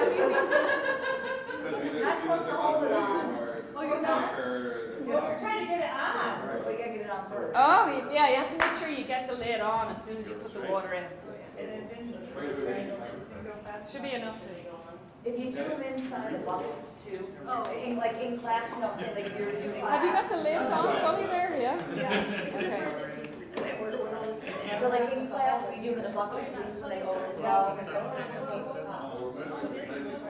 Yeah. Yeah, yeah. You can do it again. I've done this as buckets. Yeah, no, you have to push the lid on and leave it there, and it will pop. It was hard to push the lid on.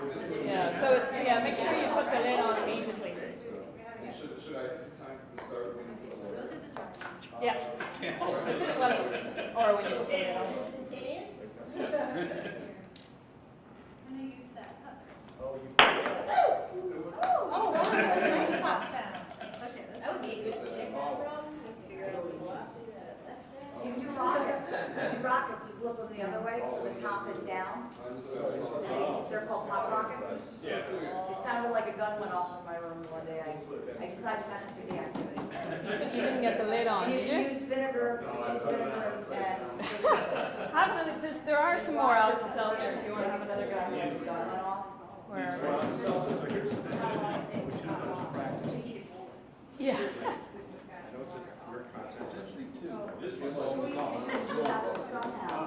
After you put these in. Well, you see, what you do is you put the water, the Alka-Seltzer in there, right down to the bottom. Just kind of go like that. Don't put it into contact to the elastic band, and then tip it over. Yeah, but you can imagine it's a bit tricky. Right, so you can't Whoa, get Incoming! Because maybe these containers will be.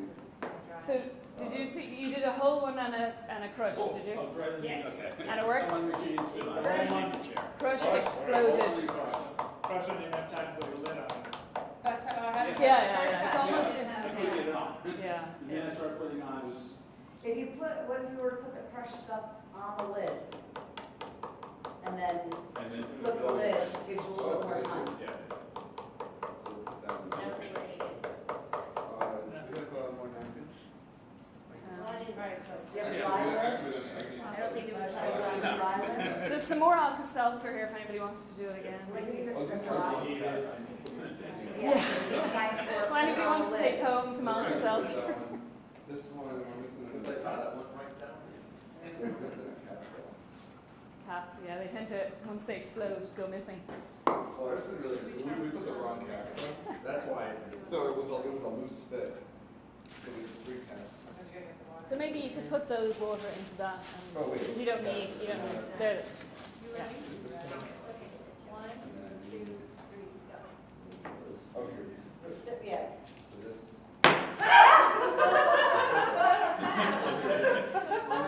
That works. Take that one. You're high pressure.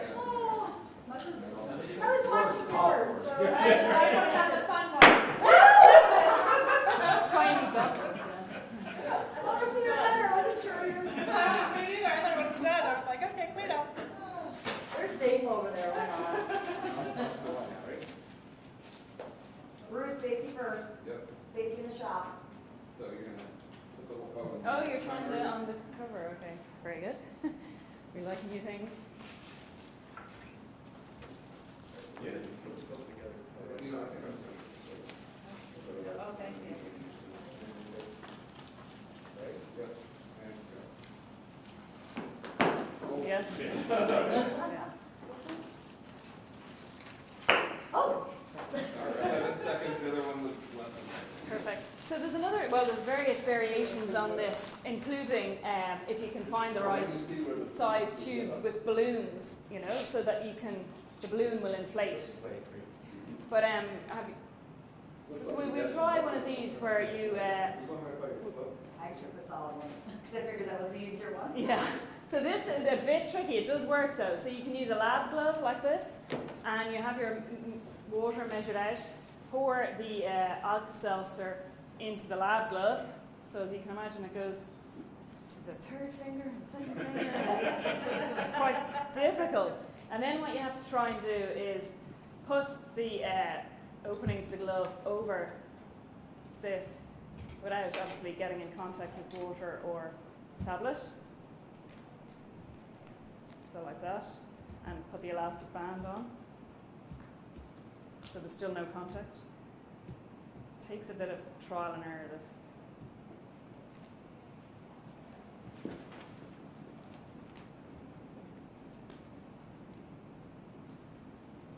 Ugh.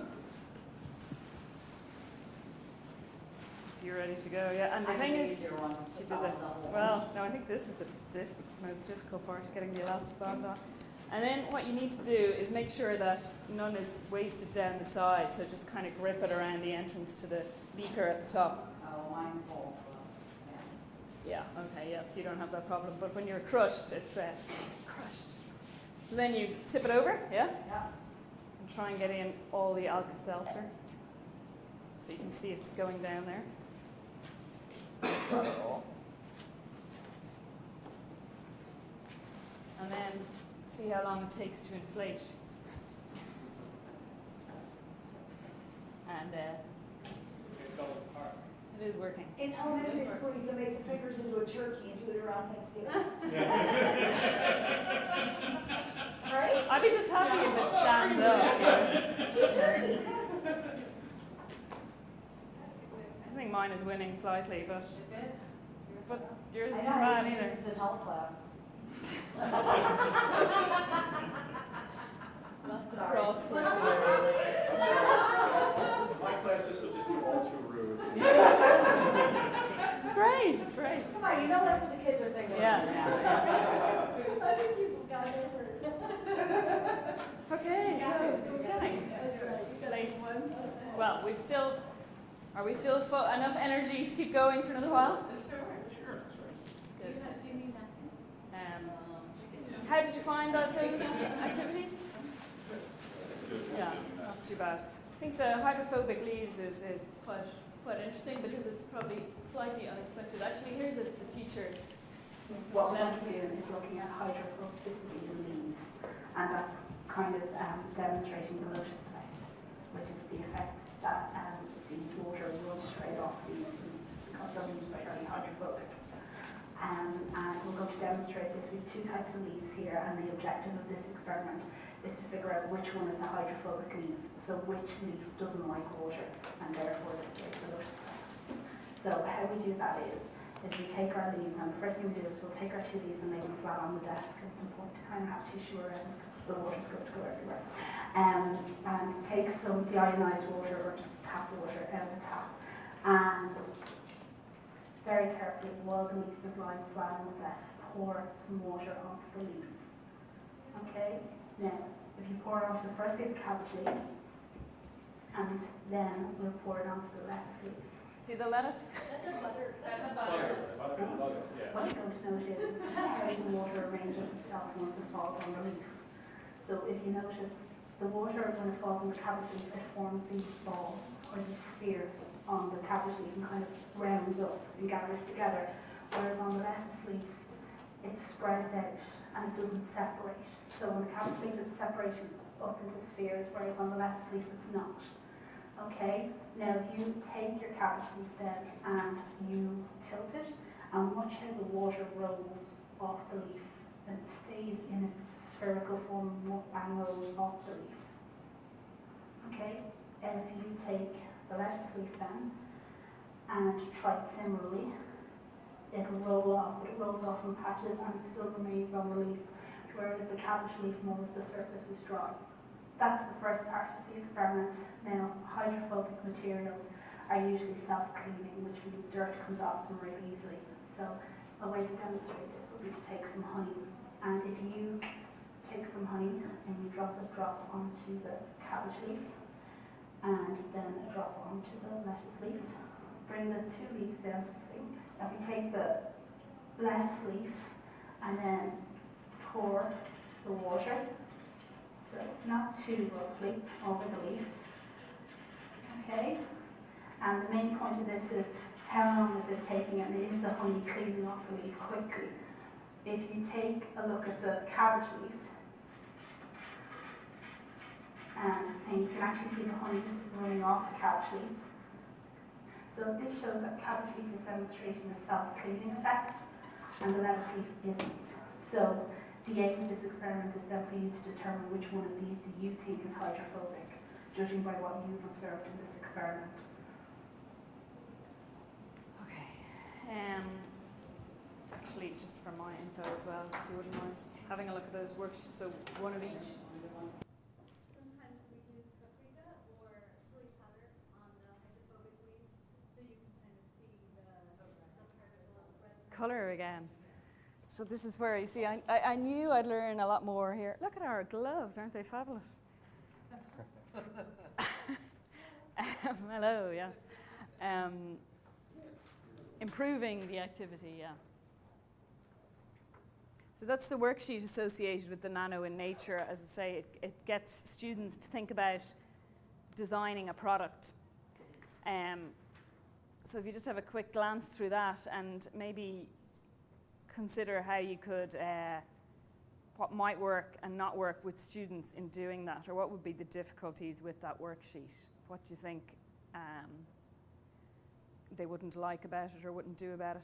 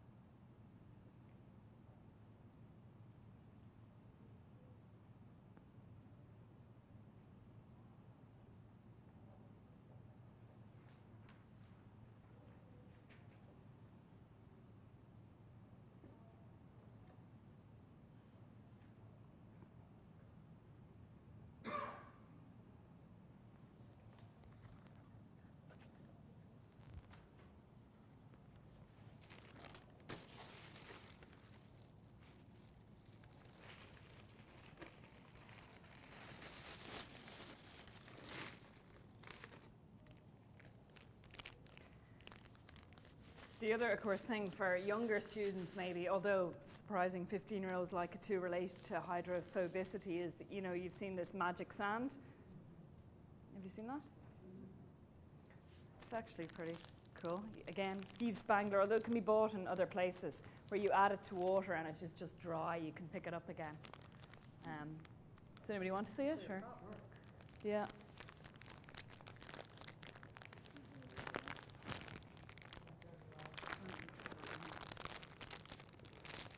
But younger children love this. Us as older ones like to. Yeah. I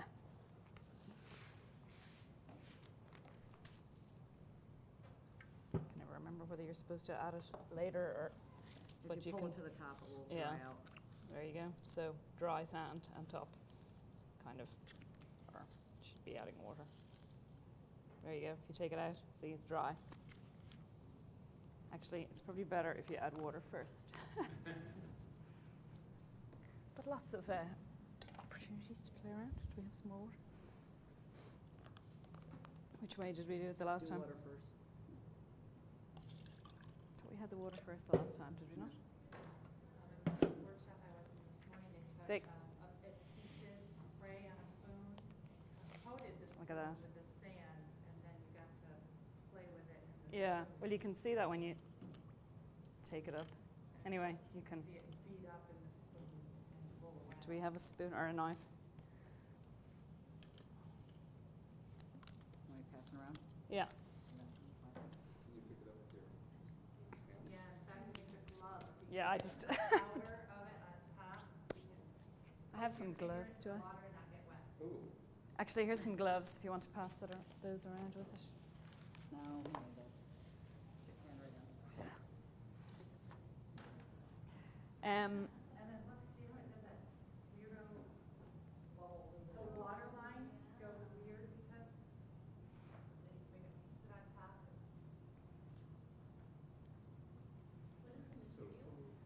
You know, yeah, they don't even say. We've tried to contact the company, but they won't tell us what's in it. There's an somebody had found one where you can make your own. Yeah, Like a yeah. Scotch-Guard or Well, something and bacon yeah. or something like that. It's a family consumer science activity.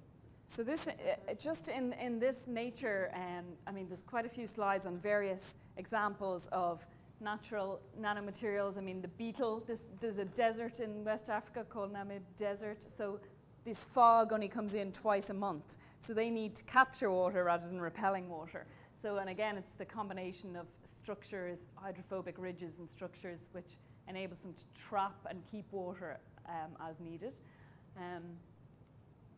We talked about the gecko. I mean, you're familiar with the surface of the gecko's foot. Again, research only in 2000. It's relatively recent that they discovered that it was the nanostructures on the foot as opposed to any other. They were looking for adhesives and material that enabled geckos to walk upside down on walls.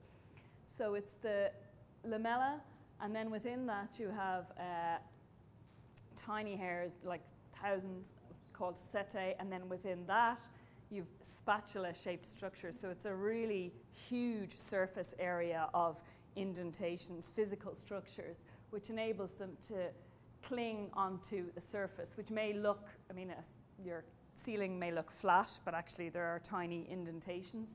So, and again, the forces that are enabling that are what?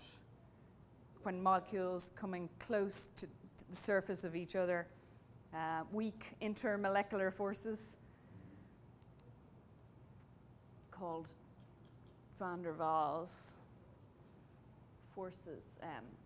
That's covered, I'm sure, in your van der Waals forces. Is that on the curriculum? Yeah. So, I guess it depends what kind of level you're going into, but I think there's a lot of work on this, kind of trying to mimic the structures and making reusable bandages and bandages for, that are wet, and the soles of robot feet, and so they're trying to mimic the structure of gecko feet. But it's only a relatively recent phenomenon, so it's quite interesting, I think. And then spider silk, which I think is really fascinating as well. We had that at our Magical Materials exhibition. So depending on the measurements you take, it's about 5 times as strong as steel for the same weight. Goes into the glands there. We won't worry too much about that. I mean, it depends on the detail you want to go into. But I don't know if anybody has heard of this phenomenon, spider goat. Have you heard about this? Now, we haven't found any publications to support it, but there were various media and reports going around. But I mean, it's true that the glands of goat milk glands, the DNA is very similar to spider silk glands. So what has been suggested is taking the DNA from the proteins that produce the silk by the spiders and putting it into a goat egg, which then would produce milk, and you could isolate the protein that's found in spider silk. The reason they'd have to do that is because, I mean, ideally, you'd love all these spiders to get together and gather the webs and the silk, but does anybody know why we can't do that? Spiders, something about spiders. They're not very domesticated. Yeah, they kill each other. They don't like each other, so they'd eat each other. So commercially, kind of trying to produce or to gather spider silk is very difficult. So this was proposed as a solution, but haven't found any scientific publications to back it up, although it is. It has been reported in websites, but we could not find any actual scientific publications. Pardon? Urban myth? I don't know if it's no, I don't think it's an urban myth. I mean, I think there is potential, but. Now, this is something we were working on in Cran, caterpillar cocoons, which are also very strong. So they were mixing them with carbon nanotubes and mixing also regular plastic with carbon nanotubes to reinforce the plastic. So the idea is to make strong composite fibers using caterpillar cocoons. So again, I mean, I guess the applications are huge for any strengthening composites in a range of products, from sports goods to car parts and regular household materials. And again, I guess light, depending on if you're teaching physics or different modules, it's a good way of introducing concepts like iridescence and, well, reflection and so on. And the idea of chemical color and physical color. So is this covered in curriculum generally? Yeah, somewhere along the line. So obviously an example of chemical color is chlorophyll, but physical color, and so we go into, I mean, I'm not going to spend a lot of time. You'll see all these in the PowerPoints. Constructive and destructive interference, is that again something? So it's a good way of bringing in a natural nanomaterial that uses that, or interaction of light on the structures of the blue morpho butterfly and comparing that to a CD. So there's the kind of structures under SEM electron microscope. So they're like tiles on a roof, I suppose, and that form these ridges. And then within those tiles, you have further ridges. So it's about 800 nanometers wide. So again, it's the way the light interacts with these ridges, which gives the color and potential applications.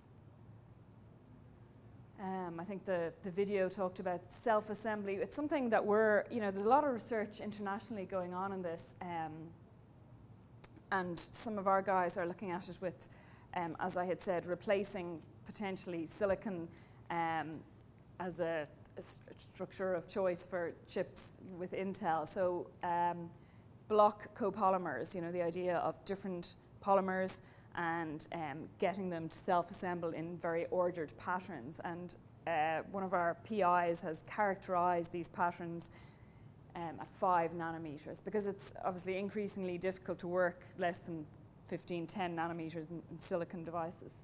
So it's all about self-assembly, and it's basically controlling conditions and the chemistry to help order particles. It's pretty complex, I think, but that is the future. Fireflies, bioluminescence, and hippo sweat, always popular with students, which acts as a natural sunscreen, again, because absorbing light in the 200 to 400 nanometer range UV range. And I think this is a good one. The toucan beak is about 1/3 of the body size of a toucan, but only 1/20th of its mass. So but it's very strong and it's very light. And again, because of the keratin, which of course is found in hair and nails as well, the protein, and just the way the structures, the protein is organized. So again, trying to apply that for lighter, stronger materials. So there are so many examples in nature, and I think it's quite a colorful and interesting module. Okay, we've done that. So materials, this is where a lot of research is going on. As I talked about graphene and carbon nanotubes, and this would be where a lot of people might have heard about nanoscience and heard them. So there's so many examples from research that we can talk about with this, but I'll just show you the video first.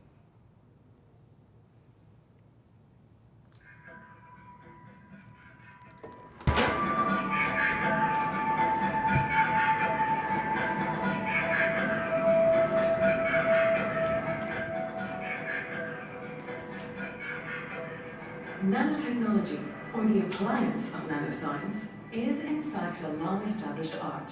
At the nanoscale, we now understand that materials behave completely differently than at the normal scale, and the study of nanoscience is giving rise to many exciting new materials, which present fascinating possibilities for the future. You're already seeing the benefits of nanotechnology. If you look at these very lightweight bikes that are carbon composites, there's actually nanoscale carbon. They're very strong, they're very robust, but they're extraordinarily light. And that's simply an application of nanotechnology, taking nanoscale carbon materials and incorporating them into fibers, so you have this enormously lightweight frame, but extraordinarily robust. Nanosized materials behave differently to macro-sized materials. One reason for this is because they have greater surface area to volume ratios. At the nano level, gold and silver particles give the effect of completely different colors, depending on precise scale. Nanosize is always said it's just small, but the interesting thing is it's not about only the size, it's the materials change their properties, and I think a famous example is gold particles. Gold, it looks gold, yellowish. The atom doesn't have really a color, it has so soft, but little gold particles are really red, for example, and you know this from stained glass. In stained glass, we know the red nanoparticles in them, so they're just small gold nanoparticles, but of course at the time they didn't know that they were working with nanoparticles. The materials I'm working on have the potential to make our aircrafts and airplanes stronger, but keeping them very light. These fibres are stronger than steel, but they're about 5 times lighter. The nanotube dispersion is being injected from here into the glass tube, and at the same time we have our plastic, PVA, which is also flowing into the tube from here. When the dispersion comes out and hits the PVA, dispersion collapses and forms a fibre which travels all the way down the tube and into a rotating back. You may have heard of the carbon family, so it has very many types of carbon materials. The lead of our pencil is a graphite crystal, and all that is layers of carbon atoms arranged one layer on top of each other like so. But if we actually peel the layers away and get down to just one layer thick, one atom thick layer of carbon atoms, we have a new material discovered in 2004, and it's called graphene. Graphene, it's quite funny. It's of course a very new and old material. It's basically graphite. And what we do once we make it is we exploit it. The main application, I suppose, that's come forward at the minute is sensors. For example, gas sensors or pollution, or within medical applications. It's so sensitive to just determining one atom of a mysterious virus in the body. It's so sensitive that it's able to determine if we have something there that shouldn't be there. So while the discovery of new materials in the world of nanoscience is fascinating in itself, where are we going with them? And what are the practical applications for these new materials? We can also make, for example, plastics, reinforce them with graphene and make them very, very strong. Just even our wheelie bins, something simple like that. that they're not going to bend, they're not going to break if someone kicks them, they're not going to dent. But graphene as a whole is so strong. It's the strongest material ever discovered. After 3 years, we're now the world's leaders in a whole range of different materials technologies. We are the world's leading carbon nanotube technologies, silver nanowires, and different composites using graphene and different wires. The earliest adopters of nanotechnology have been the sports equipment manufacturers and the cosmetics industry. We'll see this trend continue in the aerospace industry. You'll see metals being replaced with composite materials. You'll see solar cells emerge, which can produce electricity at very low cost with very high efficiency, which are all nanotechnology enabled. I can't really say which will be the ones which will change your life most, but I'm sure that many of them will be taking advantage of nanotechnology in very diverse ways.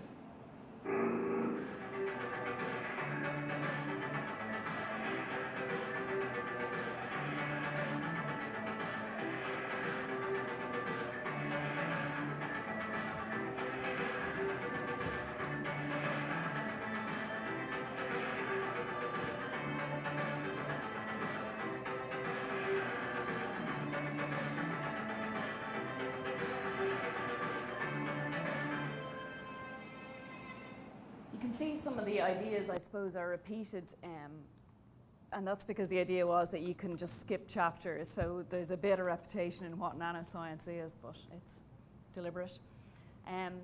Just going to fly through some of these PowerPoints because we'll just do the last practical then on graphene, which I think is really, we did it at the Young Scientist competition, and we've done it at Magical Materials, and kids love it. I think it's probably the best one.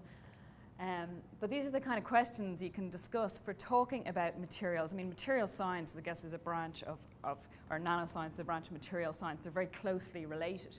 And I think it's interesting to think about how era have been defined in terms of Stone Age and Iron Age. So, you know, we've defined periods of history by materials, and now it seems, you know, it's like the nanomaterial age. But it makes, you know, students think about the properties of materials by asking them what, you know, you use different materials for. So although silver is a better conductor of electricity, copper is cheaper, so it's a balance of performance and the actual choice. And then, you know, the kind of change in materials over the decades is quite fascinating. And again, you know, this is a whole section on the bonding, you know, carbon bonding in diamond and graphite. So we go into that, and so, I mean, I won't, you know all this, won't go into all the bonding, but again, depending on the age and kind of your curriculum, you can talk about van der Waals forces again between layers of graphite.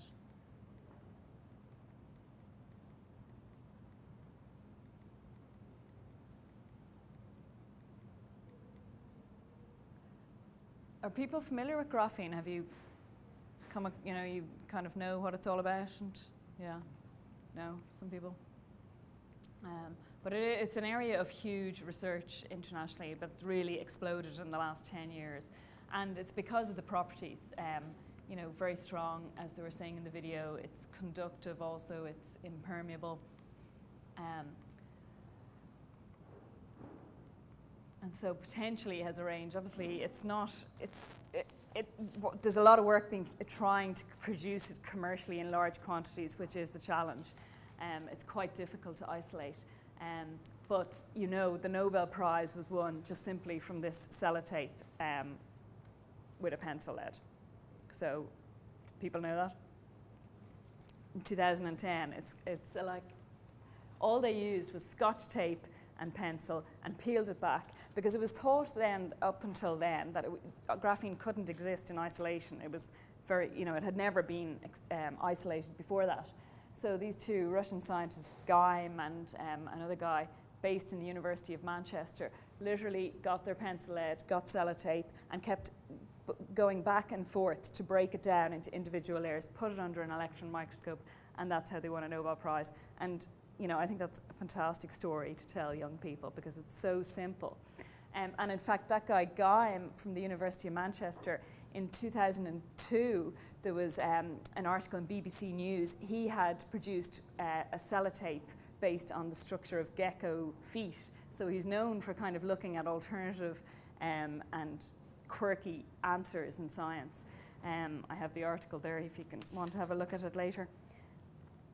And this is something, just to go back slightly, I picked up in the airport, Scientific American, because they had a bit on the butterfly wing and, you know, an image. So it is interesting in the nanostructures.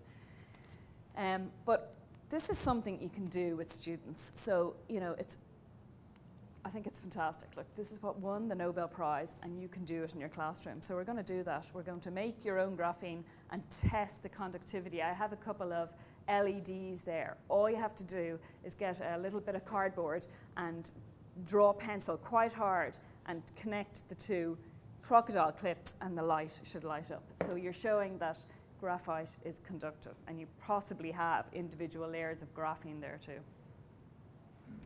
So we have some cards and pencil and sellotape. I'll let you pass on the cards and pencils. One card, one self. One card, one pencil, yeah. We'll have to share the sellotape on it. And just some instructions. Sorry, just don't mind passing them around. You're going to be inundated with pages.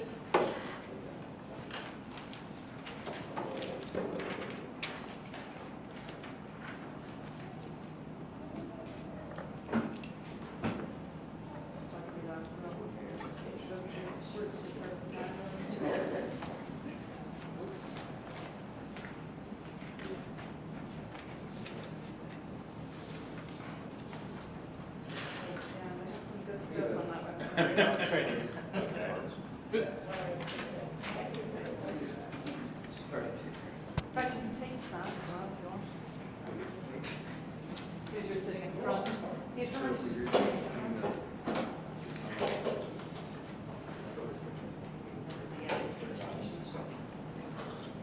Thank you.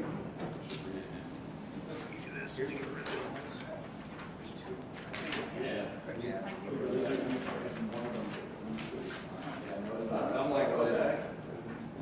Yeah.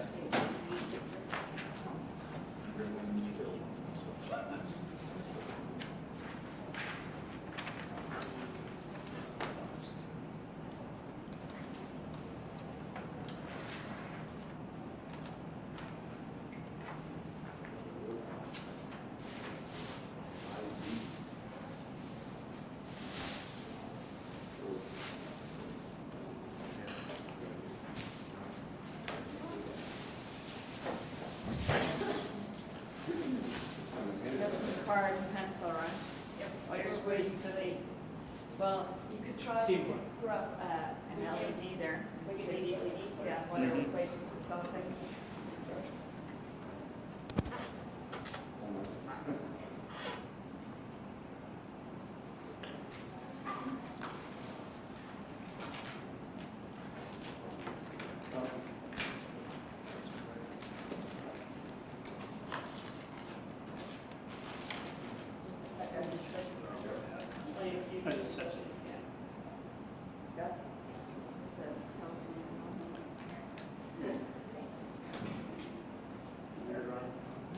So you see, this is where you do get trial and error. You'll find that you have to do it really darkly, and also the closer you go towards each other, the better it works.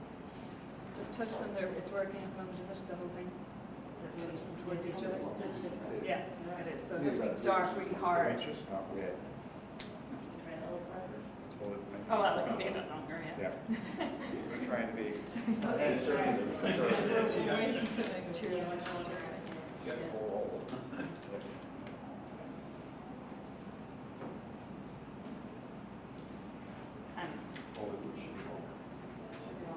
There you go. Yeah. I can play with this stuff all day. It's hydrophobic sand. So like when it comes out of the water, you're not. Exactly. Yeah. Okay, I wasn't sure. Yeah, but we also have connected to a multimeter I know. to measure resistance, you know. So, yeah.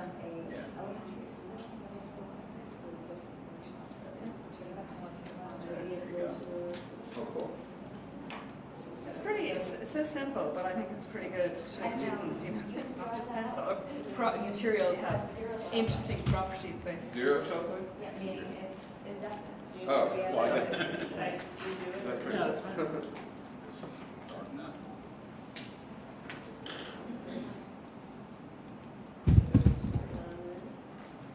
So you can at least see when you use the sellotape that the layers come apart, you know, and when you stick them back together.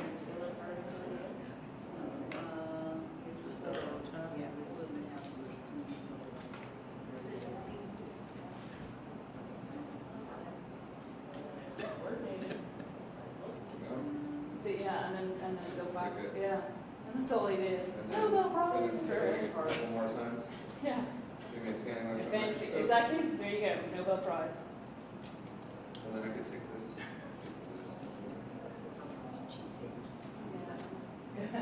You know, that's a thing, you know, we're gonna. Can we take Yeah. You need to see take away half the. So you kind of have the rectangle. I think you can really see- needs to be quite. No, I think you're supposed to get a straight Firmly line. The idea is you're gonna put done. on one end of the, right, X on one end and the other end. So we're testing it on the table. Yeah. On the another rectangle of yeah. Well, there's part one is about the electric where it needs to be quite a solid piece. Part one just says, do it several more times when you see, and So then it says. the thing is to just show them first that graphene is conductive. Oh, so you're So showing I that. think you're just trying to. Sorry, yeah, sorry. Fold it. Yeah. Take off a little bit So more. we get the layer. And then take off a little bit more. You're one of those That's people it, that exactly, comes, yeah. You're kids just trying to going show that that you can direction. break up the layers and that eventually they worked it down to one layer, which they.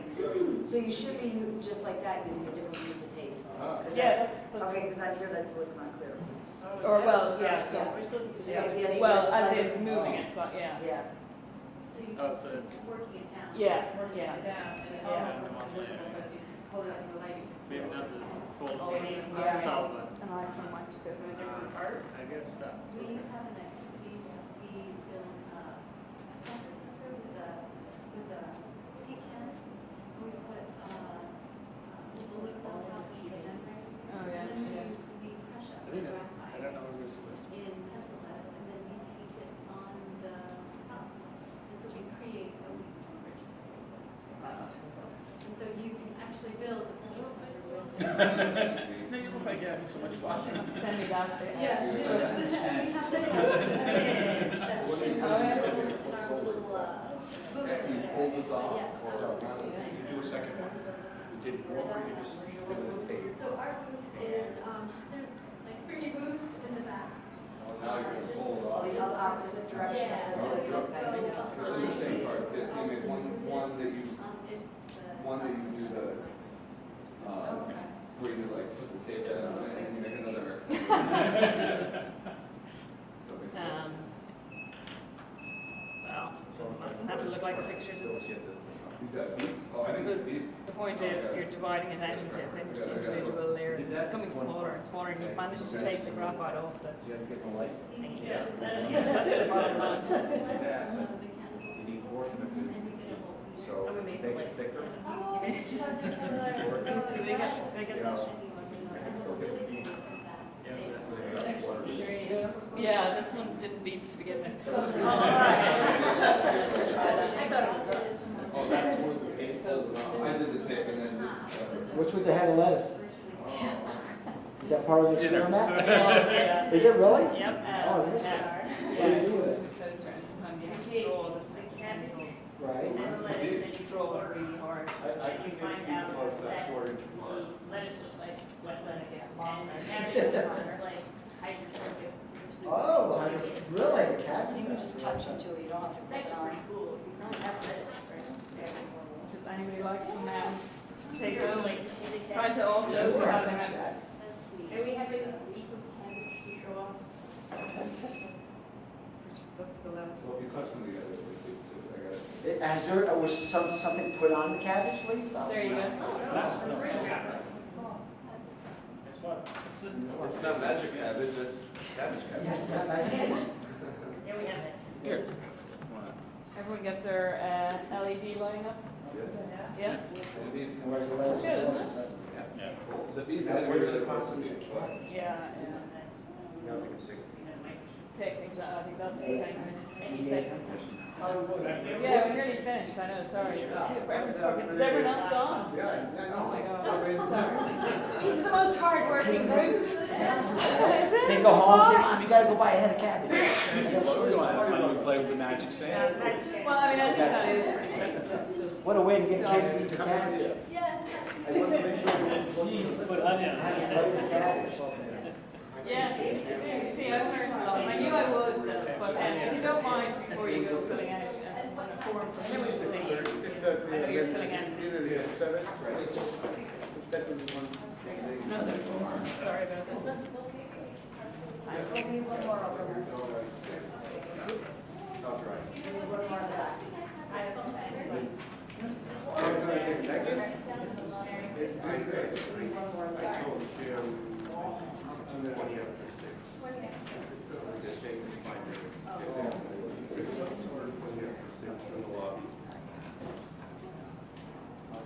Are we the last to leave? No, I just want to make sure I'm not looking. Yeah. That's good though, isn't it? Why were the rest of them not? No, I'm just saying as far as worrying about the camera and stuff. Oh, yeah. Yeah. I don't know if it's the only one I've done. Oh, okay. It seems like the other ones are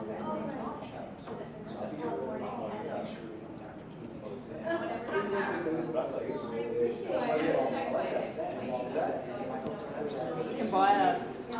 They had it, I think, in another in the younger elementary one where you're.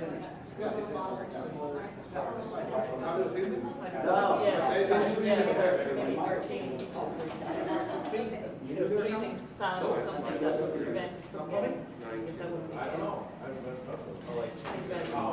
Oil or but not necessarily sound. I suppose those materials to coat the materials.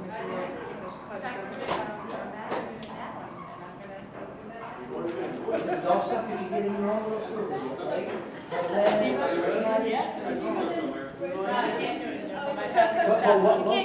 What makes it cabbage? So, the surface of the cabbage, it appears smooth, but it's, It'd be great to look at that. but if you're going to use any of the materials or info, I'd love to hear back from you. So please keep in contact. Email me for improving and for all your good suggestions. Mary, do you have any pictures of a leaf of cabbage under an AFM? Do we have some pictures of that? Well, That would be possibly neat to do. see. Yeah, I think we do actually maybe not in the modules, but it's something that we've done before already. We'll group it up for a session tomorrow. My email? So this is only, I'll give you a card. And thanks very much for your active participation. You're very kindly got involved in everything. Oh, well, thanks. We're sit there and listen. Halfway through, it's like, wait, what's going on? This is like, we have to actually do something. Do stuff. Well, I know sometimes it's very basic, but it's about teaching the principles. So,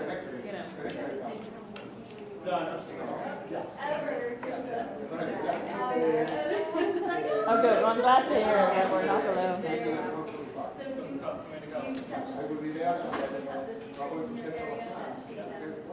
Yeah, so we have a feedback form for teachers and it's online. When we send them the material, we say, fill out this form. And anyway.